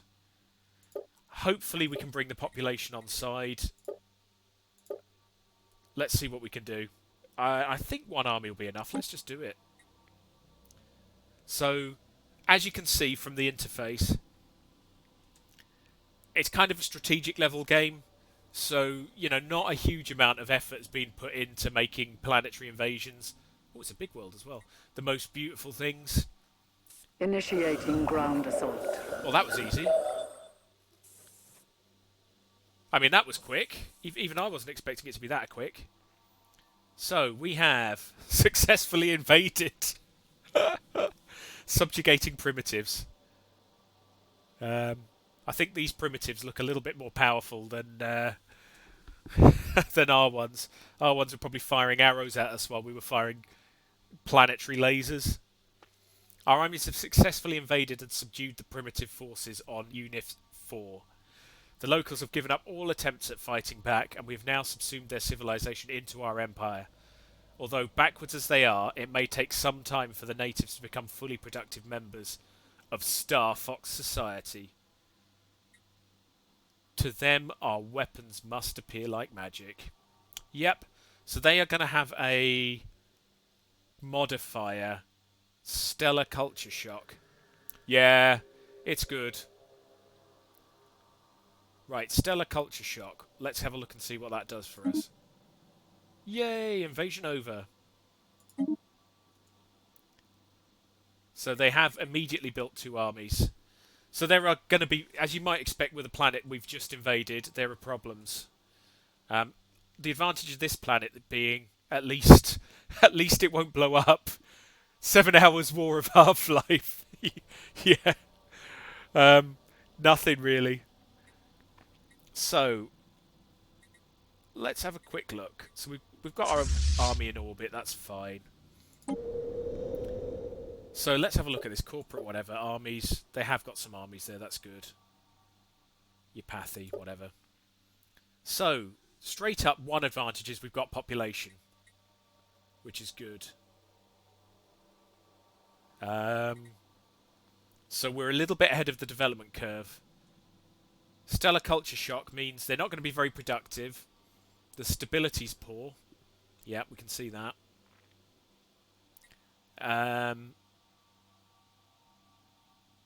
Empire Sprawl is low, and that's going to last for 3,000, so that's, what, 10 years? Oh, yeah. But that's 100% compatibility for these guys. It won't be 100% for us, unfortunately. It'll still be good. It's a tundra world, so it'll still be good, but it won't be 100%. Yeah. But it's another good reason not to kill them off.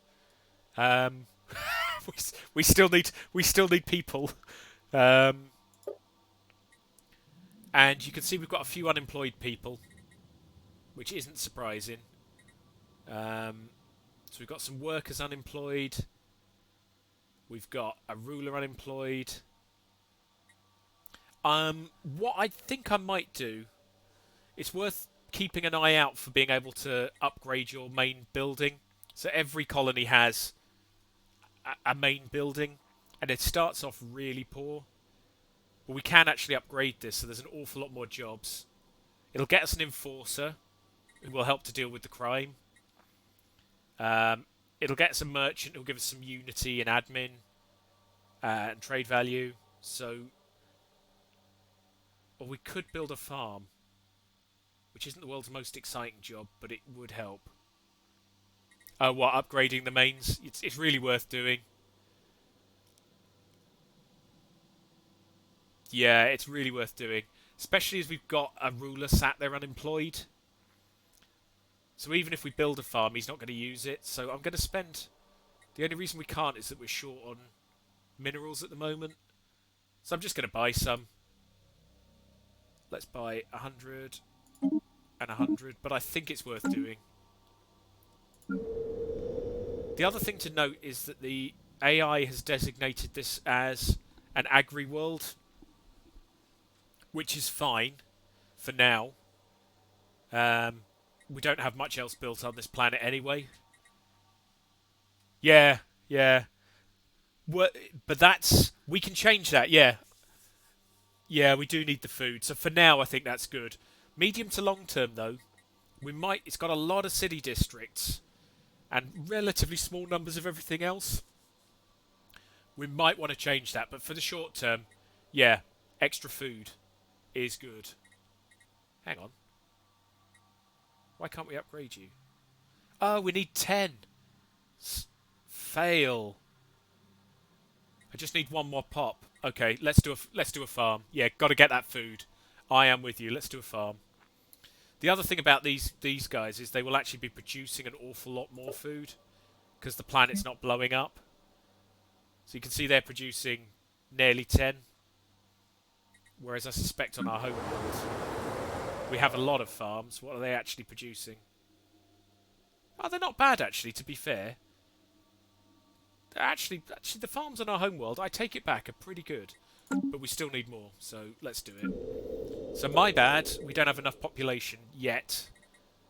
Let's just build the agriculture district. These rulers are just going to have to be unhappy for a while. We have successfully invaded, yeah, that's true. Let's just get you... You go and return to a starbase so you're not flying around. The other nice thing is it means we automatically... We already had control of the system, that's fine. One thing that's worth just keeping an eye on now. Planets generate trade. So if you remember, trade at the moment we are converting into equal parts money and unity. So we do want to collect that trade at some point, so we'll need a starbase nearby. I'm not going to build it right now because it takes resources and I'm not 100% sure where I'd place it. For instance, we might want to put the starbase here or even here. Yeah, I didn't switch it back, no. What do you reckon though? I think in terms of trade policies, at the moment we're on Marketplace of Ideas and I was getting really, really worried about our economy. The economy is beginning to look a bit better though. We could switch back to straight up wealth creation. Yeah, situation's improved. We could switch back, but I'm tempted to leave it for a little bit, just to see how things pan out. I mean, the next time we get earthquakes on the home world, we might want to change back. But I think for now I'm okay. If you're happy with that as well, I'm happy with that.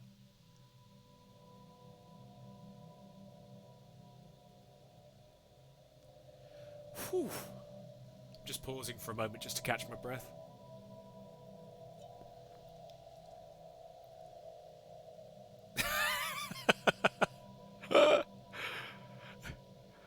Is it? Yeah, it's every few years we seem to be getting the earthquakes. I don't know. I'm skeptical. I think there's still more time for it to go horribly wrong. Let's see how it goes. So yeah, our economy is beginning to look okay. I mean, we do need to bear in mind. We go and have a look at Vababa. We can shortcut it. This is the production from our home planet at the moment.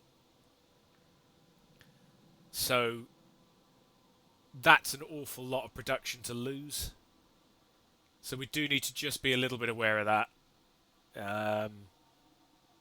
But there's not much we can do about that. That's just the way it is. So let's So our economy is going to tank at some point in the next 30 odd years. Anomaly found. Fleet's repaired, that's good. We've found another anomaly. Where are you? So you are up here. We briefly detected some unusual energy readings emanating from this moon. Yeah, we will definitely need to double it. And that's only to get us really back to the start. But we've got options coming now. We briefly detected some unusual energy readings emanating from this moon. It might have been a glitch in our systems, or it could have been a sign of something more. Okay, let's research. Sure, let's research that. There's always the nice thing as your empire gets bigger. Hello, another faction. Haha. Yeah, okay.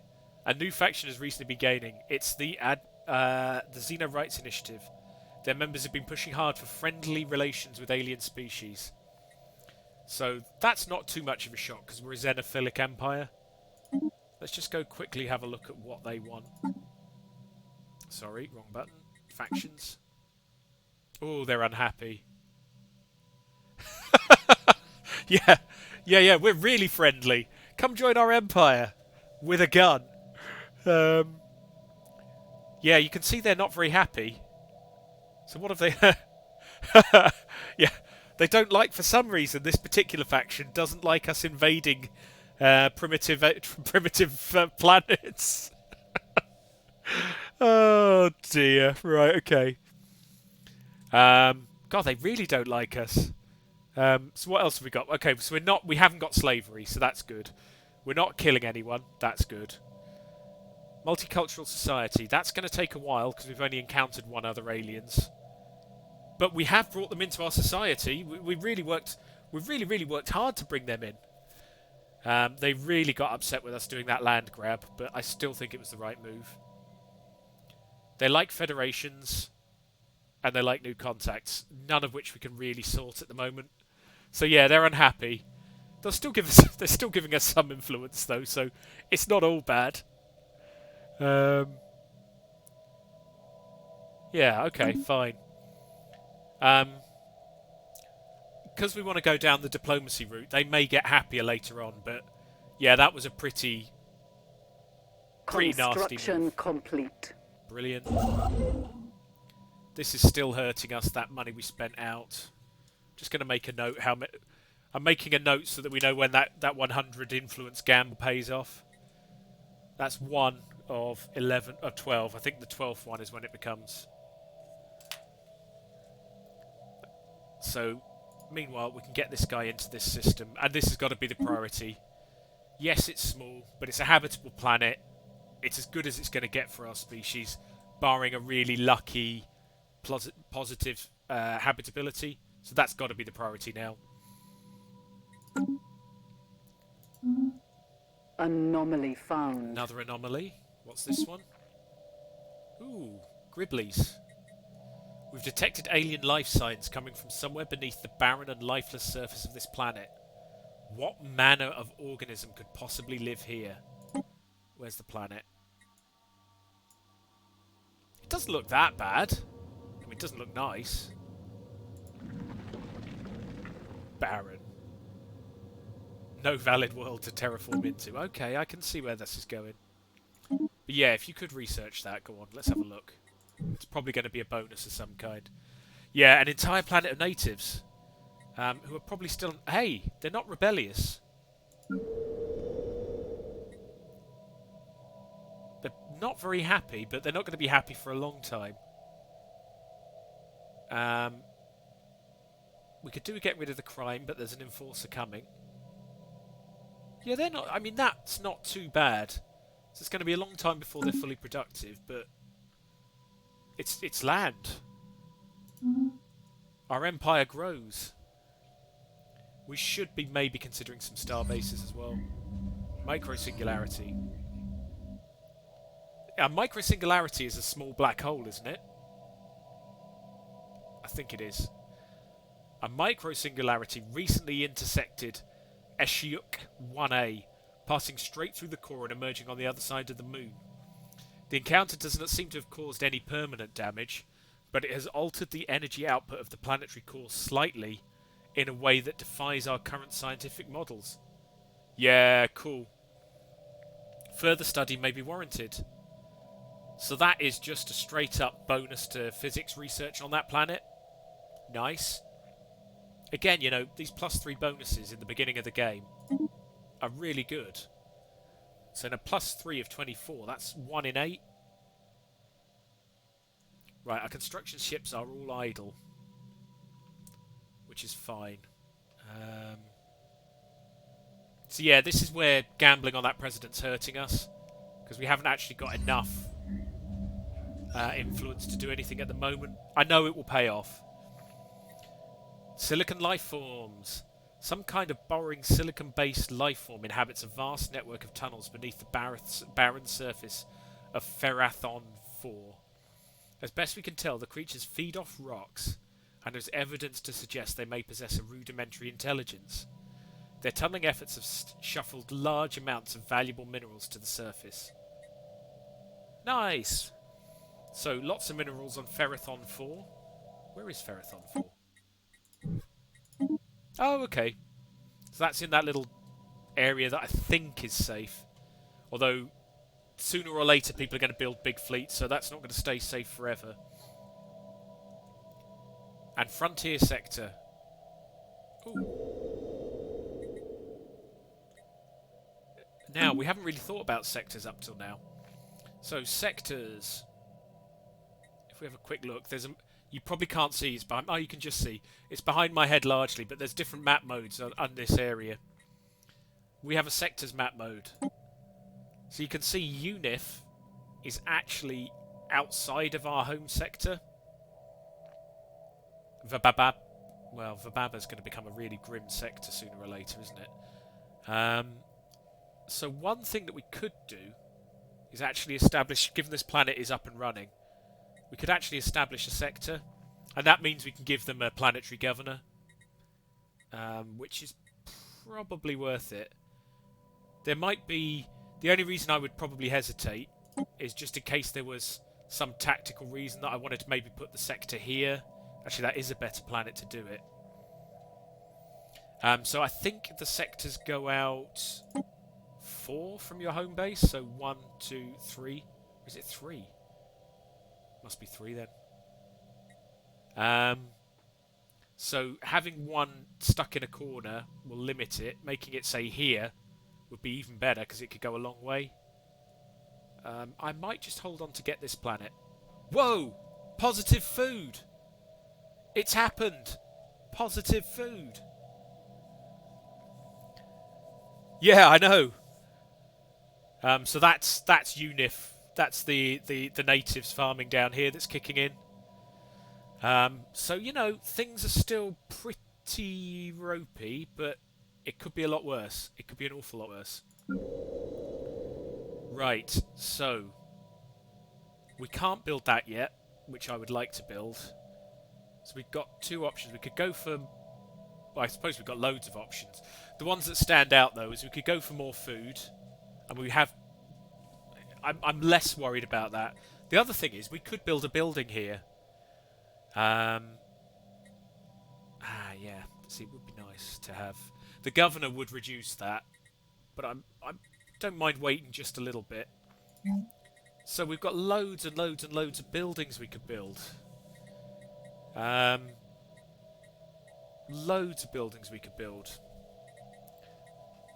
And this might be where it's worth starting to consider whether or not we want to reproduce some of the stuff that's on our home world. Even if these guys aren't the most productive, at least they're alive. Yeah. So for instance, you know, we could up our research, build more alloys, get some more consumer goods. Maybe consumer goods would be a good idea. Our consumer goods production at the moment is borderline, and almost every single pop will require some consumer goods. So there's our Starfoxes, requiring... to be fair, 0.3 isn't much. Our rulers probably take a bit more. Yeah, 1.4. So I think I will get another consumer goods factory going. Although minerals are still quite tight. So that's a bit of a tricky one. The other option, which I'm not going to do yet, the other option would be an admin centre. But I think I'm going to save the admin centre for for maybe Moscot. That's not a very good world. Whereas this world, I think we want to have better stuff. The only reason I'm hesitating is we're going to lose minerals because our industries are going to use them to make... I guess consumer goods is going to be things like washing machines and all that sort of stuff. These primitives need washing machines in their lives. So I think I will go with that. Because we're going to probably need one soon. And all our every time there's an earthquake on our home world, production's crashing. So yeah, let's do that for now. That means these guys will start to contribute something a bit more to the Empire. Other than food, which I love. I'm very happy with the food, don't let me complain. Yeah, true enough. Yeah, alright. A lavomatic. What the hell's a lavomatic? Is that one of those automated toilets? Yeah, a shopping mall for the Romans. Alright, I'm with you when you put it that way. Build the outpost. And I am keeping track. That's outpost number 2. Oh, a laundromat. Oh, cool. Yeah, exactly. Suddenly your togas can be washed automatically. You don't need slaves anymore. Lavomatique. My French pronunciations are going to be absolutely diabolical, I'm afraid, Kuro. Lavomatique, maybe? Let's not go down the French pronunciation route. So yeah, laundromat. Yeah, I'd take a laundromat and a shopping mall. I would take that. And these guys will as well, because we've got bigger lasers than they have. So they don't really have any choice. Hey, you know, some people here speak really good French. But I'm not one of them, I'm afraid. Although I think I said it yesterday, I do love France. I think it's a beautiful country. One of the best times I had, I went to a wine festival in Burgundy, Bourgogne. It was really good. Just all the little villages. The tree. So here we go. Among the asteroids around CR9 937 is a tree drifting through the emptiness of space. An unprecedented and highly unlikely event. The tree is surrounded by a protective bubble, reminiscent of an energy shield. Oh, really? Barren lands? Agricultural? Oh, man. If there's two things the French do well, cheese and wine, man. But if you're somewhere in the north of France, I mean, do you get the Belgian beers? I really love some of those. It's a great place. Anyway, somehow we have found a tree drifting through the emptiness of space. The tree is surrounded by a protective bubble reminiscent of an energy shield. Suddenly, we detect hostile space dwellers approach. French fries. Oh, come on. True enough, they've conquered the world, French fries. Tartiflette. Tartiflette's a good dish. Love that in the winter.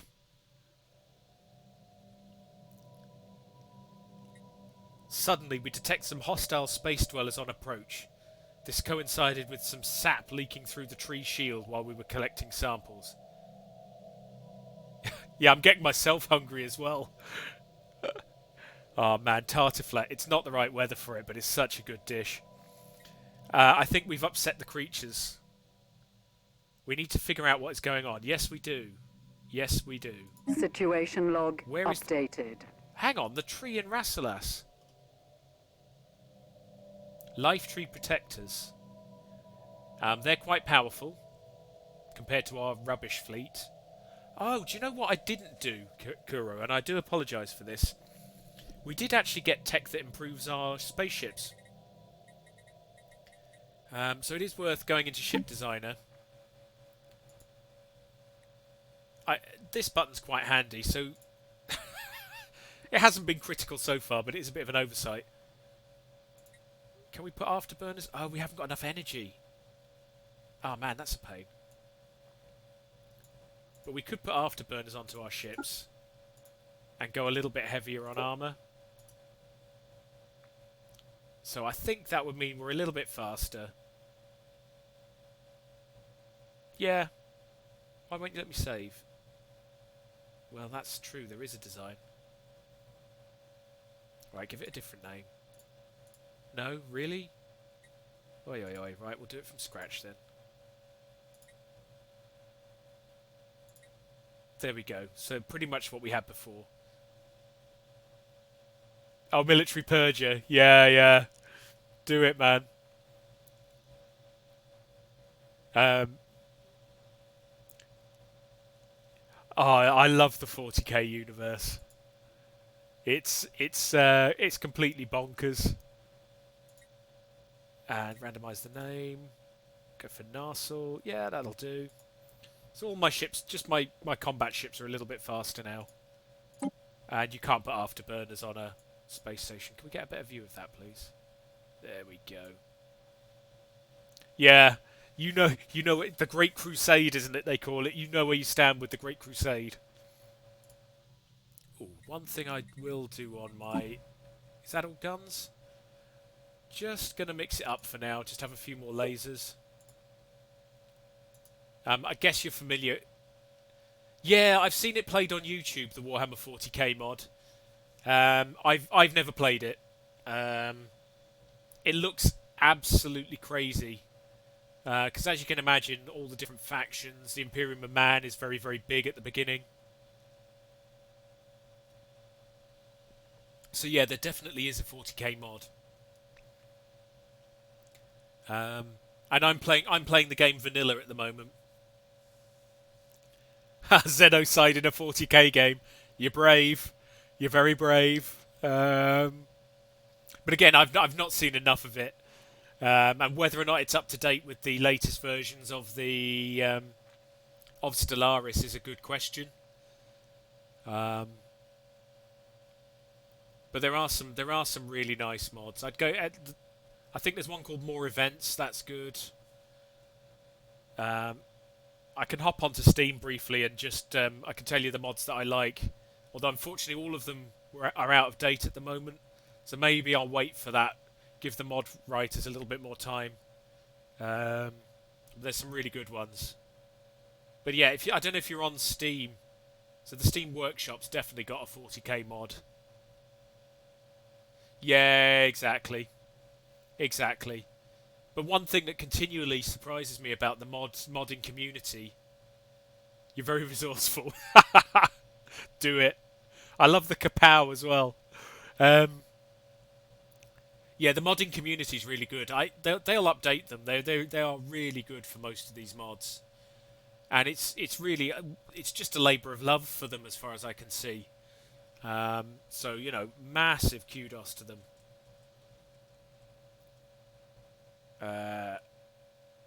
It won't let me save. This is really annoying. So I'm going to have to make a new defence platform. But we'll leave it how it was. Oh, we could do a hangar one. Nah, let's stick with it as it is for now. Medium station section. Auto-complete that, please. But I would like a few more lasers. Just because different... Lasers are good against different things. We don't know what's going to come at this stage. I'd rather have a mix. A good all-rounder. Yeah, I can't call you that. Can't call you that. Can't call you that. You're being really harsh here. Why can't I call you anything? A Hessendrock, right? Hessendrock will do. Yeah. So anyway, there you can obviously pick up mods elsewhere. I think when you've got as good a resource as Steam, you just get a bit lazy. Is the truth of it. Right, what else are we doing? We now have an unemployed pop on our terrible, terrible planet. Yeah, yeah, yeah. I think. Have you found it online? I don't know how well it works. I can't vouch for it. I think if I remember the YouTube stream, YouTube video that I was watching, 35M. Okay, I think that the one I was watching said there were some fairly game broken things in there, but I mean you can't ask for much more flavour than a complete overhaul. So do give it a whirl and if you do try it, let me know how it goes. I'd be really really curious. Okay, so our colony is looking good. Well, it's looking absolutely dire to be honest, but we can now actually start producing something. This is a small planet. It's not got anything particularly going for it.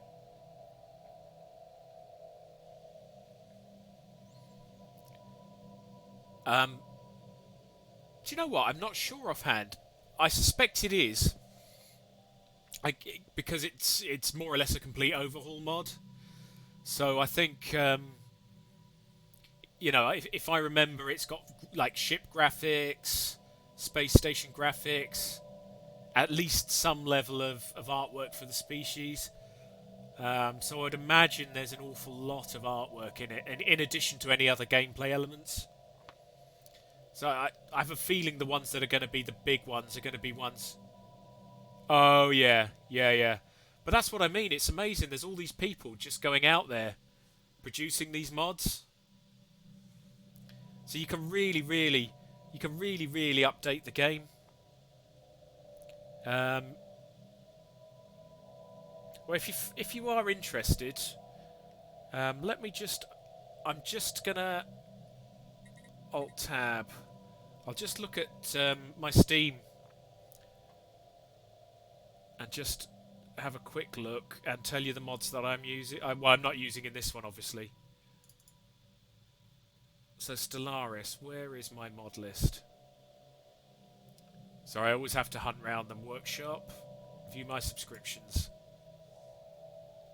So I won't share the screen because it's got personal info on it and I don't really have time.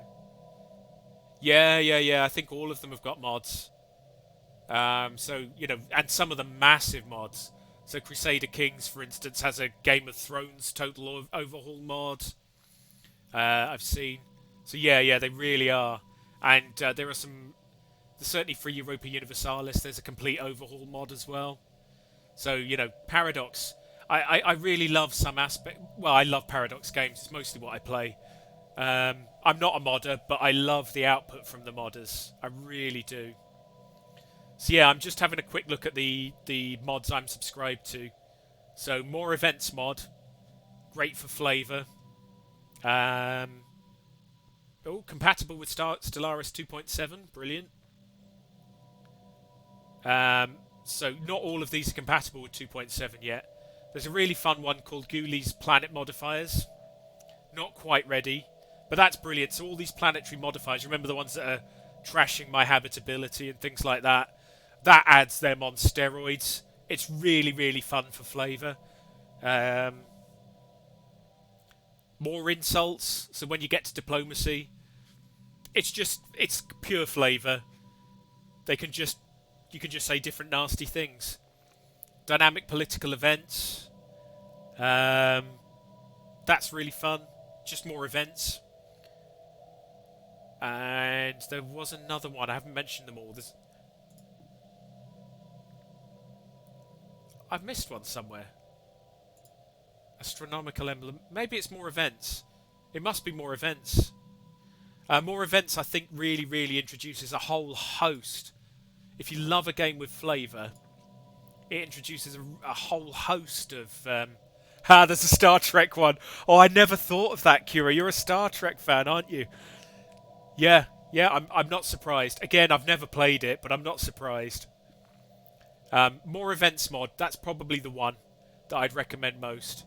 Because it just brings so much flavour. Yeah, again though, you see what they've probably done is complete overhaul. So there's probably loads of Federation graphics. You know, those sort of very distinctive Enterprise type starships. Yeah, but I guess there must be Klingons, Ferengi. You know all of those different aliens way better than I will. So, can I see how big my mods are? Just having a quick look. Yeah, so just for guidelines, the more events mod is 500 megs. So yeah, you know, some of these are pretty serious. I think I can share this. Hang on, as I've talked about it, if you do want to have a look at the more events mod, it is here.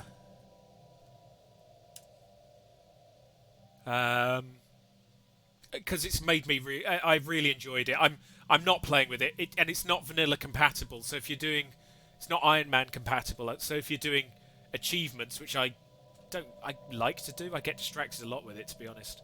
I end up playing other bits, but yeah, I really love that mod. Just loads and loads of flavour stuff. So there's more anomalies, and the planets mod I mentioned. Sorry, I should share that as well. As I'm talking about them. Oh, you can find them, can you?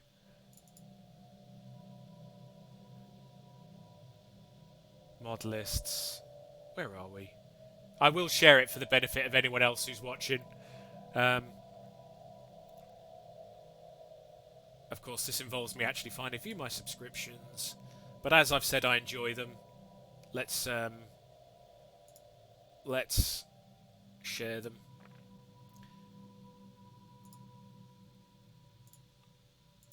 So that's the planets mod. Oh, so you do a lot of modding, do you? I've never even looked at doing a mod myself. Some of these may not be compatible yet with the latest version of the game. So please do check that before you install them. I mean, some of the flavour stuff, I just think, yeah, just makes the game so much deeper. And it's a pretty good game anyway. What am I looking for? Dynamic political events. That's the other one. Let's just quickly share that.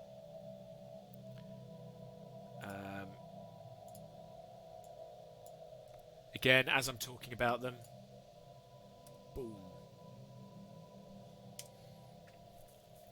So those are the three that that for me really changed the game in a large and really positive way. Really enjoyed them. They may not all be compatible though. I haven't checked them because I didn't expect the conversation. So you know, please do check that before you play. Yeah, do it. If you're into it, please give it a go.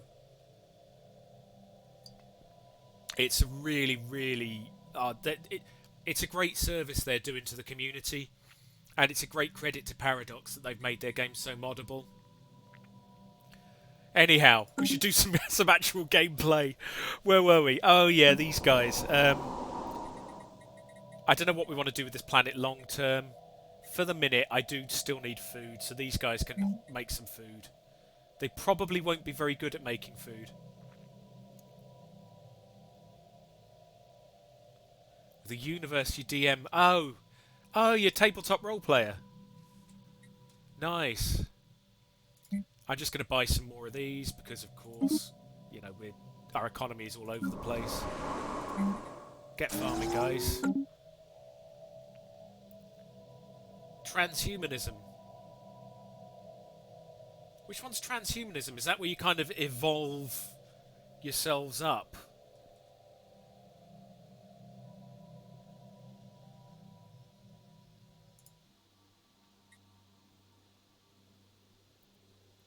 Oh, yeah, cool.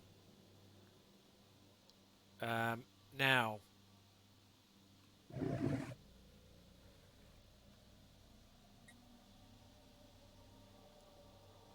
Oh, nice. So you can upload your whole consciousness into a new body. All right, fair dues. I'm just going to cancel this guy's orders. So I'm just going to do a little bit of the gameplay while we're here. Um, just because I don't think these are going to immediately attack me, so I want to see if I can just do the mission, the research. A 4X game about translating your consciousness. I have no idea. I have absolutely no idea. But, and there might be some of that in this game. Like I say, there's an awful lot of depth in this game. I've by no means exhausted it. I'm just trying to think.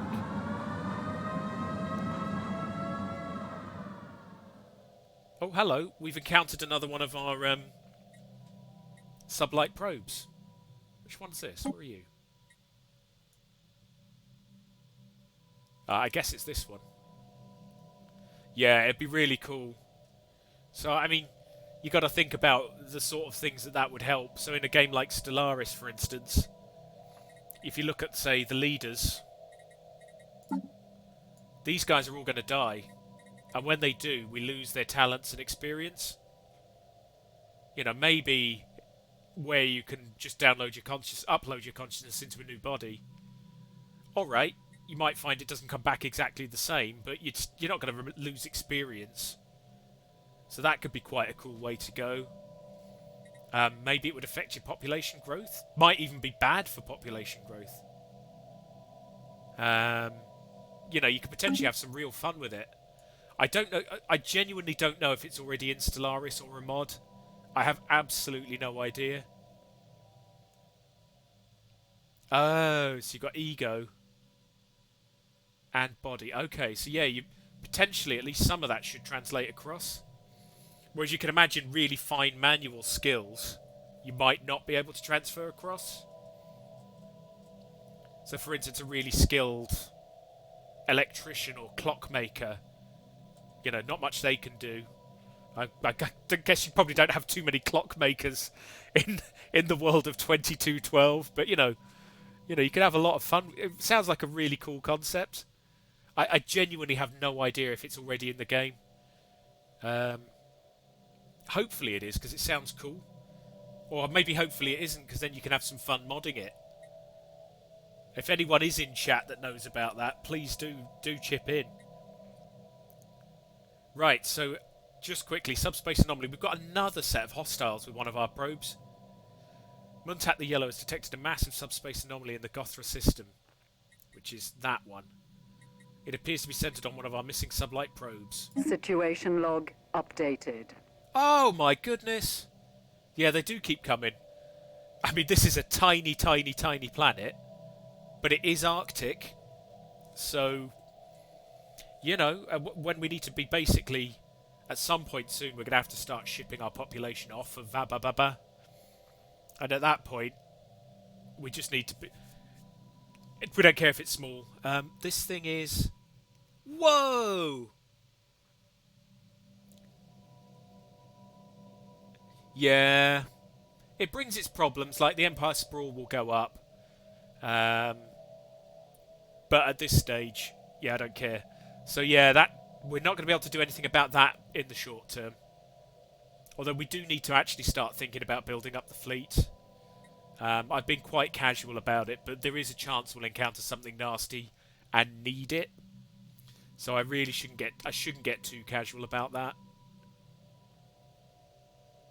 Yeah, it's a big one. So that's sort of 600 to 700. That's pretty normal. I mean, this is pretty hard as well. If you remember, we've got these guys up here. Ah well, we're not going to be dealing with them for a little while. Is the lesson I'm learning here? Gonna have a quick look at them first, though. Oh wow, it's just this like kind of cloud thing. Yeah, it's an anomaly. I think that's a fair comment. And there's our probe over the planet. Man. Oh well. At least we know it's there for later when we've got a good fleet. The crystalline entity. Oh, I love that planet. That's the sun. Look at that. There is some lovely graphics. It doesn't. Yeah, it doesn't look crystalline, does it? It looks more. I think these are void clouds or something. They call them cloud entity class. Or it can FTL. It's FTL capable as well. I hope it. I really hope it stays where it is, or we're in big trouble. I don't want that thing coming at me. Still researching up here. That's annoying. All right, we. I'm really torn because we literally have enough money for a colony ship sat here now. Ah, yeah, no, wait, we're gonna get a good planet any second. Wait, there's time. Construction complete. Oh wow, literally any second. And it's got an anomaly again. I thought I'd checked that.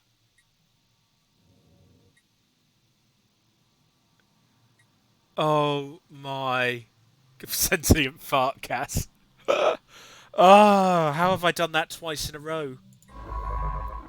Really good planets. How long is it going to take to research? Which one is it? Like 1080 is. Yeah, not much we can do about it. Let's just get on it now. I think that decides me, though. I think I will, because you've got ages to go. Yeah, exactly. Man, that's unusual to get, like, really nasty anomalies on... Well, it can happen, of course. I'm going to go for it and go for one of these really crappy worlds. There's still... You know, even though that planet's quite frustrating, it's still a planet. These are not good planets, but I'm just really conscious that our homeworld's going to blow up. And for strategic reasons, I think I'm going to go for this one. Ooh, 70% habitability, okay. That one's got an anomaly as well. Okay. You can tell that they don't usually have anomalies that are that bad, because normally I don't worry about these things. 15%. Do I really want to colonise this? At all, I mean. Oh, it'd be good for mining, though. And once we get some robots up and running... Okay, yeah, let's just do it.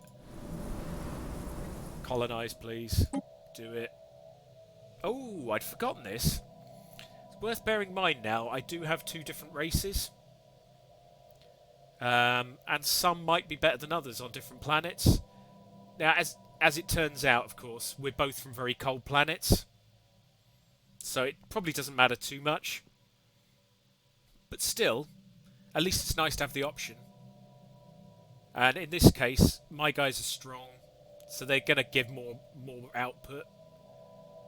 Unless we're going to do an energy world. Which this isn't particularly good for anyway. So yeah, we'll stick with our home species. And again, just to go back about how bad these planets are, the game actually gives you a warning. This planet is really bad. Yeah, I know. I know, but I'm doing it anyway. I mean, prime is a very strong word. So prime, I don't know... I don't know what the meaning is in French. It has a dual meaning, so it can mean first, but it can also mean really good. This is not really good real estate, so I refuse to name it Prime. I was going to say I could name it after you, Kuro, but I might save that pleasure for a world that's actually in good condition. I don't think you want to be named after this one. What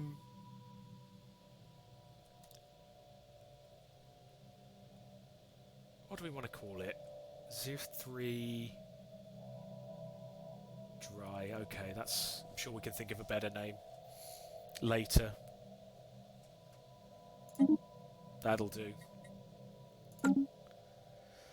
So yeah, I feel wrong for some of the colonies I've made in this game.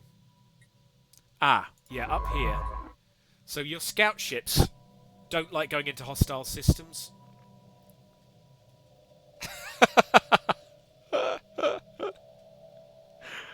Alright, we'll leave it alone for now, but if you think of any good planet names, you know, please do shout. Um, be they good or bad planet names.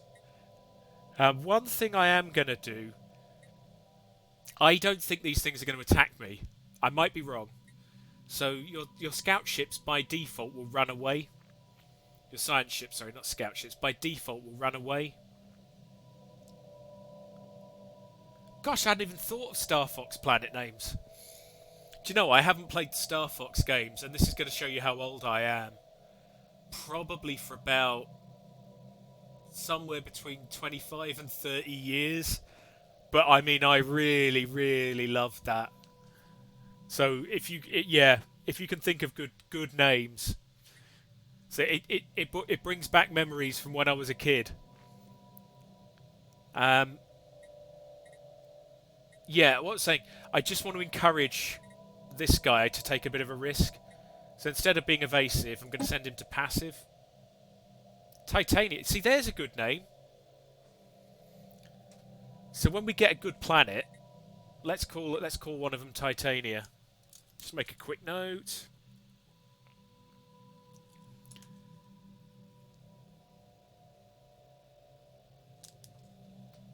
Right, so let's just make a quick note on that. Could easily be this one, the 25er. I don't think they get any bigger than that.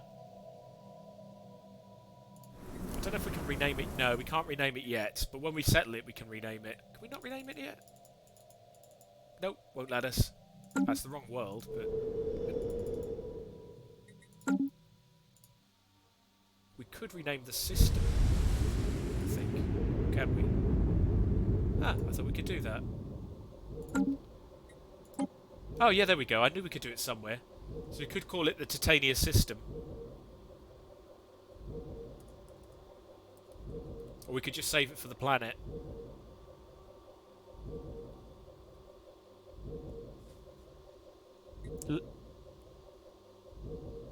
Serenia. I don't know. I think having stuck with a completely ridiculous one, you know, maybe I need to live by it. Crystal. Ah, okay. Man,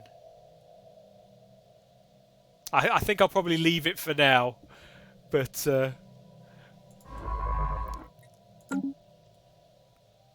I should name it for one of the other ones though, especially if we get one with some good resources on it. I don't know if this has any good resources. A dust desert? Well, I mean, I suppose that's okay. What's this one got? Nothing. Moscot, what have you got? A dust desert. We're doing pretty well for dust deserts. One thing I completely forget, because I'm all over the place. I'm enjoying chatting. I did say there's a free pop in here. We've got plenty of credits now. Let's clear this blocker and free up the pop, so we can get our Starfoxes out of the slums and doing some work. So we'll do that for now, and hopefully at some point our Starfoxes will start emigrating to some of these planets. I mean, certainly.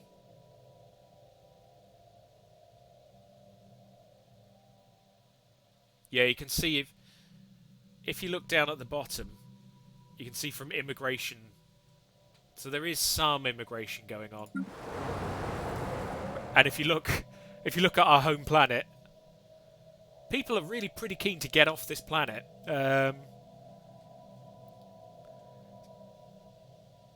Macbeth, Titania. Which one's Macbeth?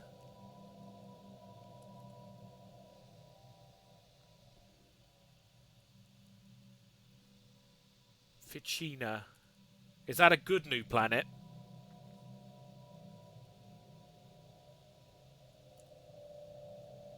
Industry. Just making a quick note of these, Kuro.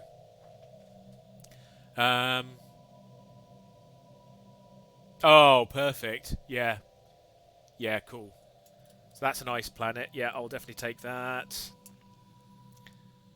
Macbeth for an industrial world. Titania for the big one. Yeah, we've got that one coming. And then I missed one. Serinia. Serinia. So yeah, we can do Serinia as well.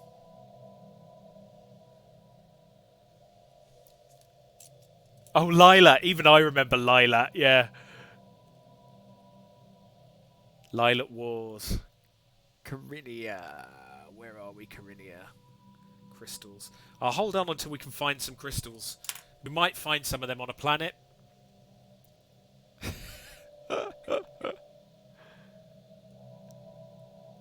I think we'll leave this. I want to keep the game names in play. Whereas we know the ba ba ba ba ba ba is going to go. But yeah, if you look at our population, when I speak, for some reason, on the planet that's going to blow up, they have a really, really high emigration push at the moment. So that's great news. And then on the frontier sector, they're probably going to want to come here, aren't they? Yeah, they're probably going to want to come here by preference, because they can actually live here without dying. Lilac Wars, man. Those are those Starfox games. Oh, hello. Now, this is a bit more significant. This could well be an AI empire. We've encountered some form of vessels in the Eshiuk system, and that's at my choke point, so we definitely want to get that choke point quick. These strange objects have been tagged as iota aliens until we could learn more about them. And we are definitely going to investigate them. Let's go and have a quick look. It's not 100% certain that they are an alien empire, but I think that's an alien science ship. Like I say, it can't be 100% sure. So let's have a quick look-see. We are definitely going to do that. Oh, these are brutally expensive at this stage of the game. I'm going to hold on with the pacification for the minute. We can't do anything useful with it yet. And suddenly, now that I've seen an enemy empire, it reminds me I should be upgrading my fleet. So we will upgrade our fleet to the newest design. And if you look, I've got an awful lot of credits going spare, alloys going spare. So I do need to start considering either building more fleets or potentially building a defensive station, especially if I can get this choke point. Let's see how it pans out, though.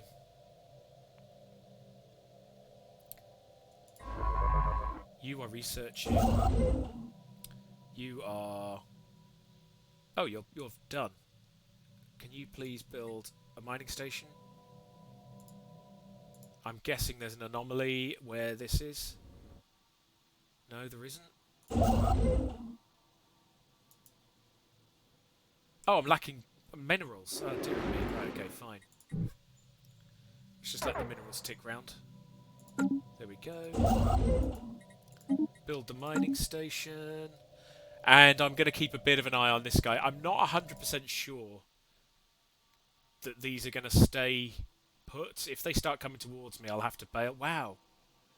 Again, I love some of the systems.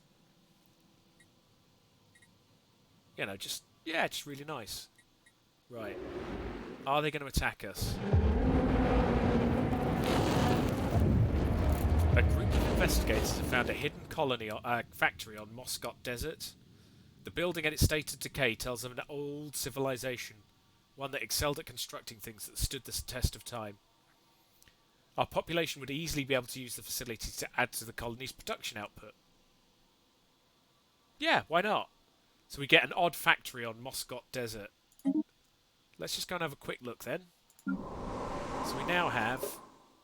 And again, this is where it can be quite difficult to find these things. It pops into this planetary features menu. We have an odd factory.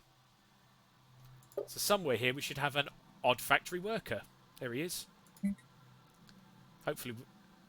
So what does he actually do? Oh, it produces some extra alloys. Nice. Okay, fine. We'll do that. Meanwhile, let's hope these things don't just completely shoot at us. See, they don't seem to be doing anything yet.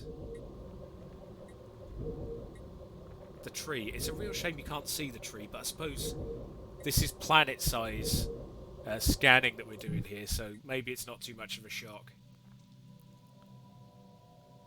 Right, Empire Sprawl is still bad, but at the moment I'm just ignoring that. We do we should start dealing with that. There's no real benefit to letting our Empire Sprawl go out of control. Muscat Desert's fine. So ironically, Muscat Desert now has a farm and an odd factory. So there's actually spare jobs there now. Special project complete.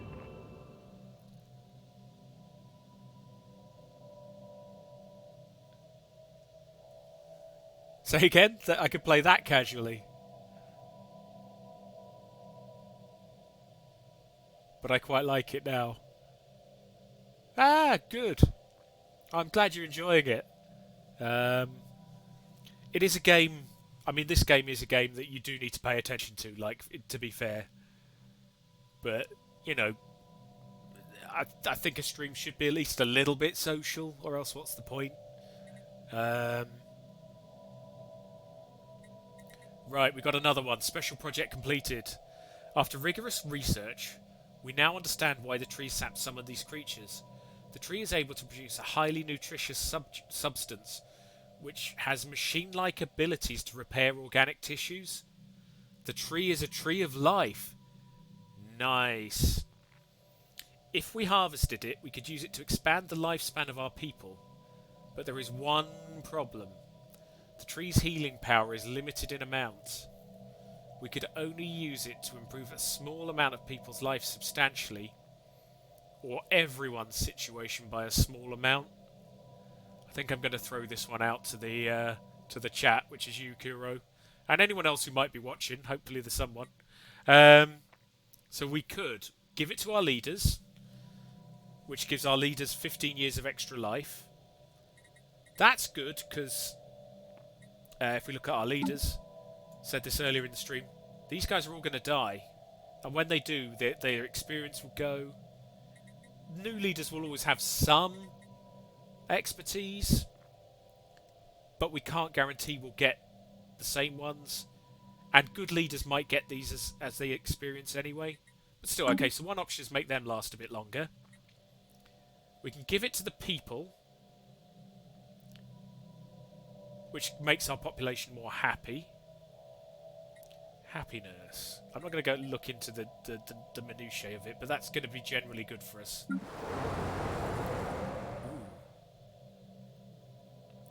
So you can see our happiness is low there. Yeah, happiness isn't one I'm sure of the exact mechanics of offhand, and I'm not going to go reading it now, but... Yeah, okay, I can see that. Or we could just leave it drifting along for extra... influence. But I kind of think we should probably do one of these. I don't know if you've got a preference. Do speak up if you have a strong preference. I'm just going to grab a drink.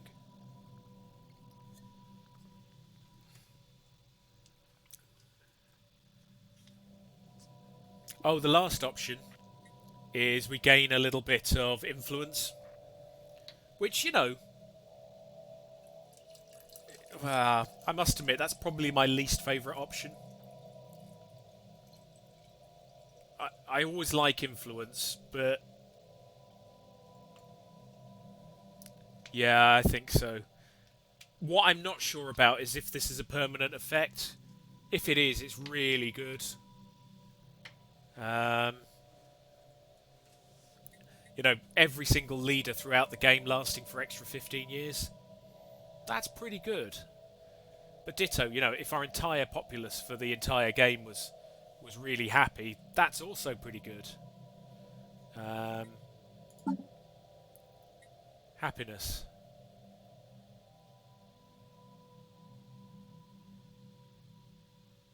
Yeah, happiness is one of those mechanics. Oh, I don't know. I genuinely don't know, Kuro. Um,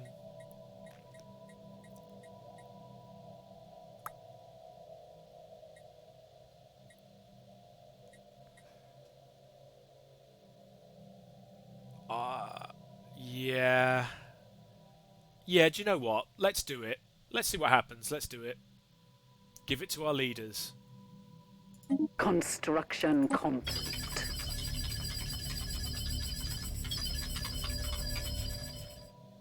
And no reports of any problems from the new factory. Wonderful. Just very quickly, let's go and have a quick look at our empire.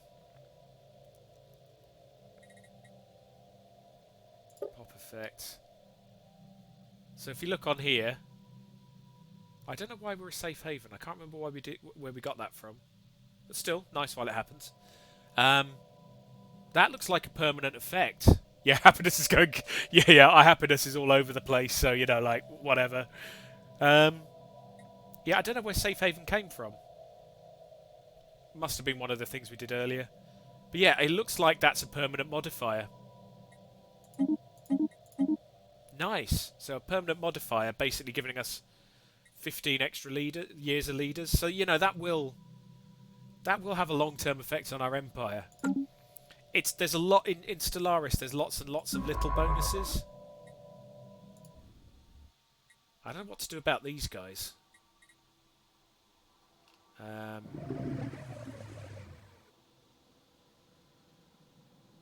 Well, we can't do much about them anyway at the minute. But let's hope they don't attack us. So if you could... Yeah, good. Just research that anomaly and we'll see if we can get through that system and then go on to safer areas. Right. Meanwhile, construction ships. This is absolutely critical if there's an enemy empire there, so get that one done. That's number 3 from our new leader. Do-do-do-do. The Agri-World in UNIF. We've still got an unemployed specialist. No, leader. And there's not much we can do about that. They won't take any of the crappy jobs that we've got available at the minute. But the next time our population increases, which hopefully will be soon, we can actually upgrade the administration and give them a good job. So I think we're just going to have to put up with that unemployed pop for the moment. Population's still increasing here. Oh, yeah, because I cleared the tile blocker. But really, we would like you to start getting off this planet. So one thing we can do is we can start to force them to move. So one of the policies we've got is resettlement. Pops can forcibly be resettled between planets. And I'm not going to do it just yet, but I think it's something we're going to have to think about relatively soon. Because we've got 32 pops on this planet. And at the moment, they're all going to die. Barring the 1 or 2 who can get off. System survey complete. Excellent. And I think we said with this one, that's a nice system. So a lot of research, some trade, all very good. We'd come back and do this horizon signal. It's only 20 days. I hope so. But that will create a bit of a dilemma. How long do we leave the population on there producing at really, really high levels? Because at some point, well, obviously that's a high risk. Ah, there's the... There's the guy again. So yeah, if you look, that guy's clearly a research ship. So I think that's a research ship.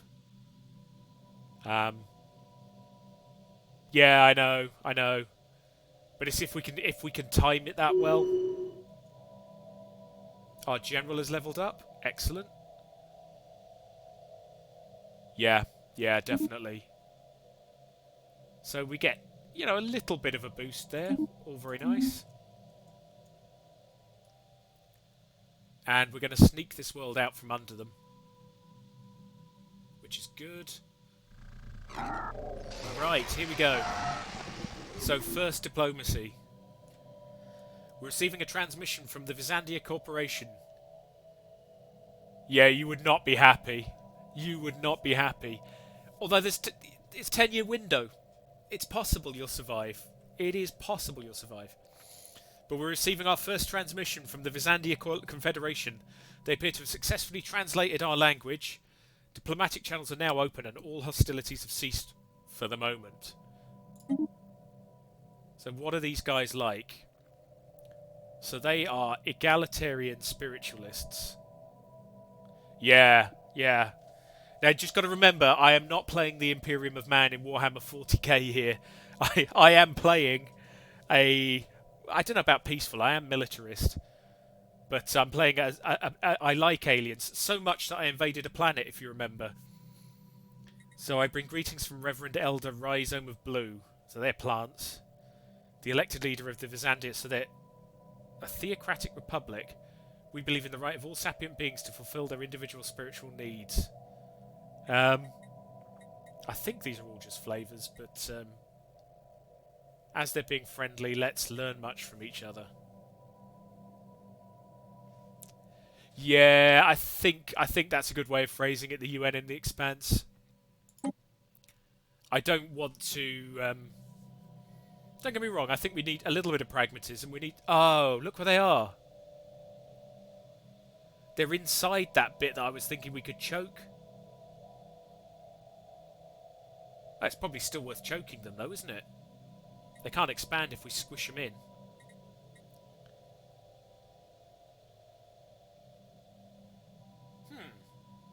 This is a momentous occasion. So,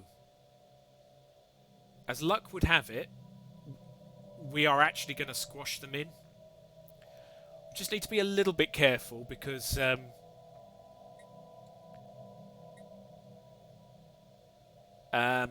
because if we keep our borders open, which is probably a good idea. Yeah, I think so. I think closing them in is definitely a good idea.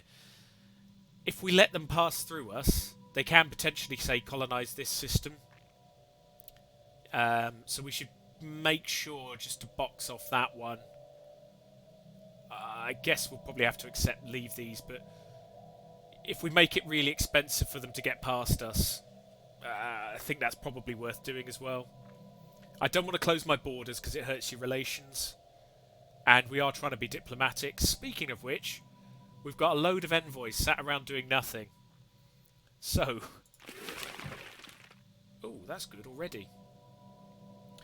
My military is really small at the moment, is the other thing to bear in mind. So I do not want these guys to be hostile. So if we go and look at contacts... You can sort by relative power. Anyone who's more powerful than you is above. Anyone who's less powerful as you is below. And if you look, actually, in terms of tech and economy, pretty even. But because I haven't built a single combat ship yet, if we got into a war, they would really hurt us. So I'm going to send my envoys to go and improve some relations. I can't do anything else with any of my envoys, so I'm going to send them all, because I haven't found anyone else to talk to yet. So yeah, long term we don't need to worry about them. Short term they are a threat, because I haven't got any navy. But you can see these guys are really friendly. I'm going to just avoid... I'm just going to avoid doing any of these yet, because... although I might quite like some of them, they do cost influence. And for now, I'm really short on influence. So I'm going to hold on to it for now. But if we keep them friendly, they probably won't attack us anyway. They do have a casus belli on us. Ideology. Oh, so they hate us for something. But hopefully they won't attack us. One thing is worth doing, though. I mean, that's probably kind of finally decided me. This is kind of a strategic system anyway. I think we want a starbase here. as a bastion. And we can maybe put another one in here in terms of a shipyard or something like that. But we definitely want a defensive starbase here. Just in case. But if we can keep them sweet, we might not need it. Let's keep going. Construction complete. Aha. We're getting enough. I'm going to get the physics first, I think. Because we've still got plenty of energy credits coming in. So that's fine. Our ships have been made superior. Excellent. Our fleet's a little bit better. I mean, it's still rubbish, but it's a better quality of rubbish. The Nefri's Pride. The armed vessel discovered in the orbit of 392646 is an abandoned military spacecraft called Nefri's Pride. Its light frame and evasion hardware suggest it was built for the long-distance patrol missions, but it has since been retrofitted into a long-range stealth bomber. Nice. Records of the ship's comms reveal it was hijacked by a rebel guerrilla on its way to perform a strike against a secret complex called the Zvan Labs, said to hold a weapon so powerful it could win them the war. When they were shot down, we've extracted the ship's destination from its navigation drive. So, do we go and hunt for the super weapon? Or do we just take the influence? I don't know. What do you guys reckon? I think I know which way this one will go, but, you know, I'm more than open to suggestion on these. That's kind of the point of playing with your chat.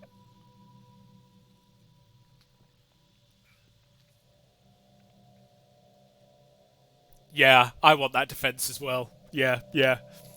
I don't think there's too much surprises there.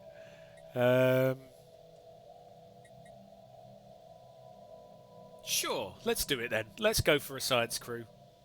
I want to do that anyway, because it might be a big gun. Situation log updated. Okay, that's nice. So let's have a quick look in the situation log. So, we've located it. A hidden gathering of pyramidic structures built from an unknown material, submerged under layers of sand and dust. I mean, we enslave them very friendlily. I mean, they'll get equal rights, but if they don't have much choice about it. Yeah, okay, let's take this Zvan Labs. We'll track that on the map. Where did that pop up? Are you joking? Is that in here again? No, it can't be. Let's just zoom out a little bit. We've got 3 systems. Must be Al-Qaeda. Yep, the Zvan Labs. So that's already in our territory as well. Yeah, we're hypocrites. Raging hypocrites. So when we get a spare science ship, we'll just send it there straight there. Why not?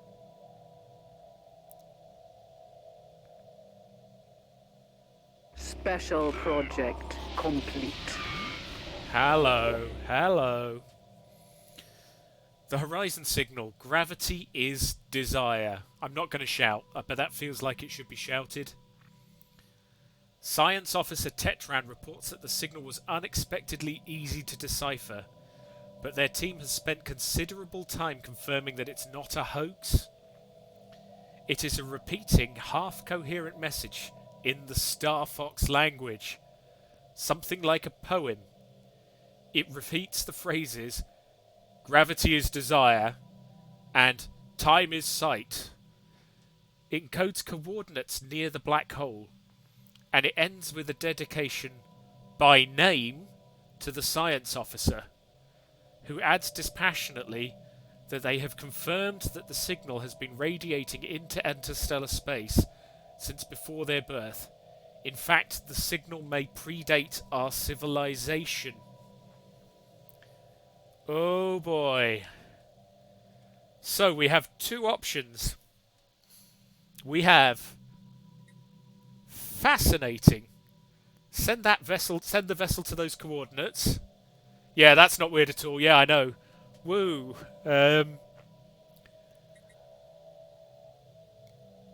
Or we have, this is a trick or a trap. Log it and move on. What do you reckon in terms of what we should be doing here? into the chat.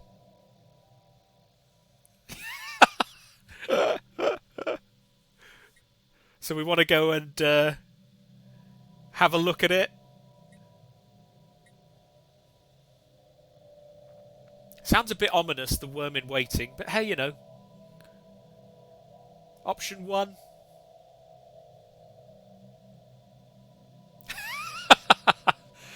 I'm not that optimistic on fixing the planet, I'm afraid. Yeah, okay, fascinating. Let's send the vessel to those coordinates. So I presume that's going to give us another mission. Situation log updated. Oh wow, it's instant. As the ISS Elena the Fortitude approaches... Oh, the Fortunate approaches the coordinates. Yeah. Well, we don't know yet. I don't mind. It's probably the more interesting option anyway. As the ISS Elena the Fortitude approaches the coordinates specified by the signal, it begins to report spatial distortions and curious lensing effects, a rich stream of valuable data. Then the transmission becomes distorted. What happens next is analysed exhaustively. The excitement in Science Officer Tetran's voice tautens to fear as the ship's hull struggles under increasingly exotic conditions. The ship triggers a distress call. Tetran cries out, "The worm!" Or perhaps, "The worm" in orange. I don't even know what that means. Then all transmissions end. No trace of the ISS Elena the Fortunate is ever found. No further transmissions, no debris, and the space at those coordinates is innocuous and utterly free of distortions. But on the bright side, the data they sent back has advanced our physics research dramatically. Perhaps it was worth their lives. That's dark, man. They won't be forgotten, but they did give us 883 physics points. So let's hit that. So yes, we are -1 science ship. That seems pretty ominous, Kuro.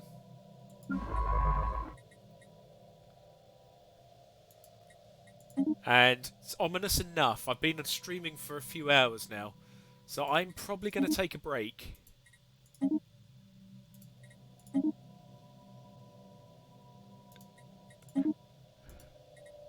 I don't know. Yeah. The galaxy. We've nearly seen the whole galaxy now. I mean, look at it. Even after all of that, look how far we've come. We've hardly moved. But yeah, so we've got a really ominous event chain, which I guess is still going. Yeah, something else might come yet. Something has reached out to us from a place where time and space are shrunk to a knot. It desires us. Oh no. But hey, you got to do these things. This system has proven to be really fun. Yeah, that's encouraging. Yeah, and I see you're getting into the spirit of reaching out like the worm. So yeah, with that bombshell, I'm going to take a bit of a break. Next session, you can see the planet we're going to rename Titania, or Titania, depending on how you say it. I was a chemist originally, so I tend to say Titania. I think Shakespeare would call it Titania. We'll start colonising that, which is obviously way better for our species. Actually, it's not bad for our newly acquired ones either. We'll have another colony on a terrible planet, and this one really is terrible. And yeah, we'll generally start expanding. Very pleasing that we've managed to box in a nearby relatively friendly empire. Because if we do want to go down the Diplo route, they're probably a fairly safe one to do so. Or if we do decide we want to trash them later, if we find we can get no traction with them, well, that's good as well, because we'll keep them small. Right, what I might do is what I did yesterday. Take a bit of a half-hour break, stretch my legs, and then come back in around at sort of 3:30. Do another hour or two then. And then I think that will be it for Stellaris for the day. And then I'll switch back to playing more regularly the Stellaris on the Sunday. I'll try not to. Yeah, I'll try not to. Yeah, any random point. I'm looking out the garden now. Any random point in space could get dangerous. So we've got to be a little bit careful.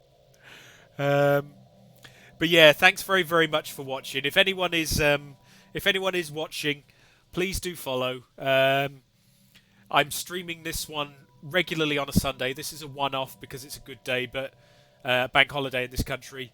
I will be streaming more casual gameplay of Europa Universalis 4, and I'll also be on Wednesday evenings playing a different game. So please do follow, and I will speak to you all soon. And I'll see you in about half an hour, anyone who's going to log straight back in. Have a good lunch.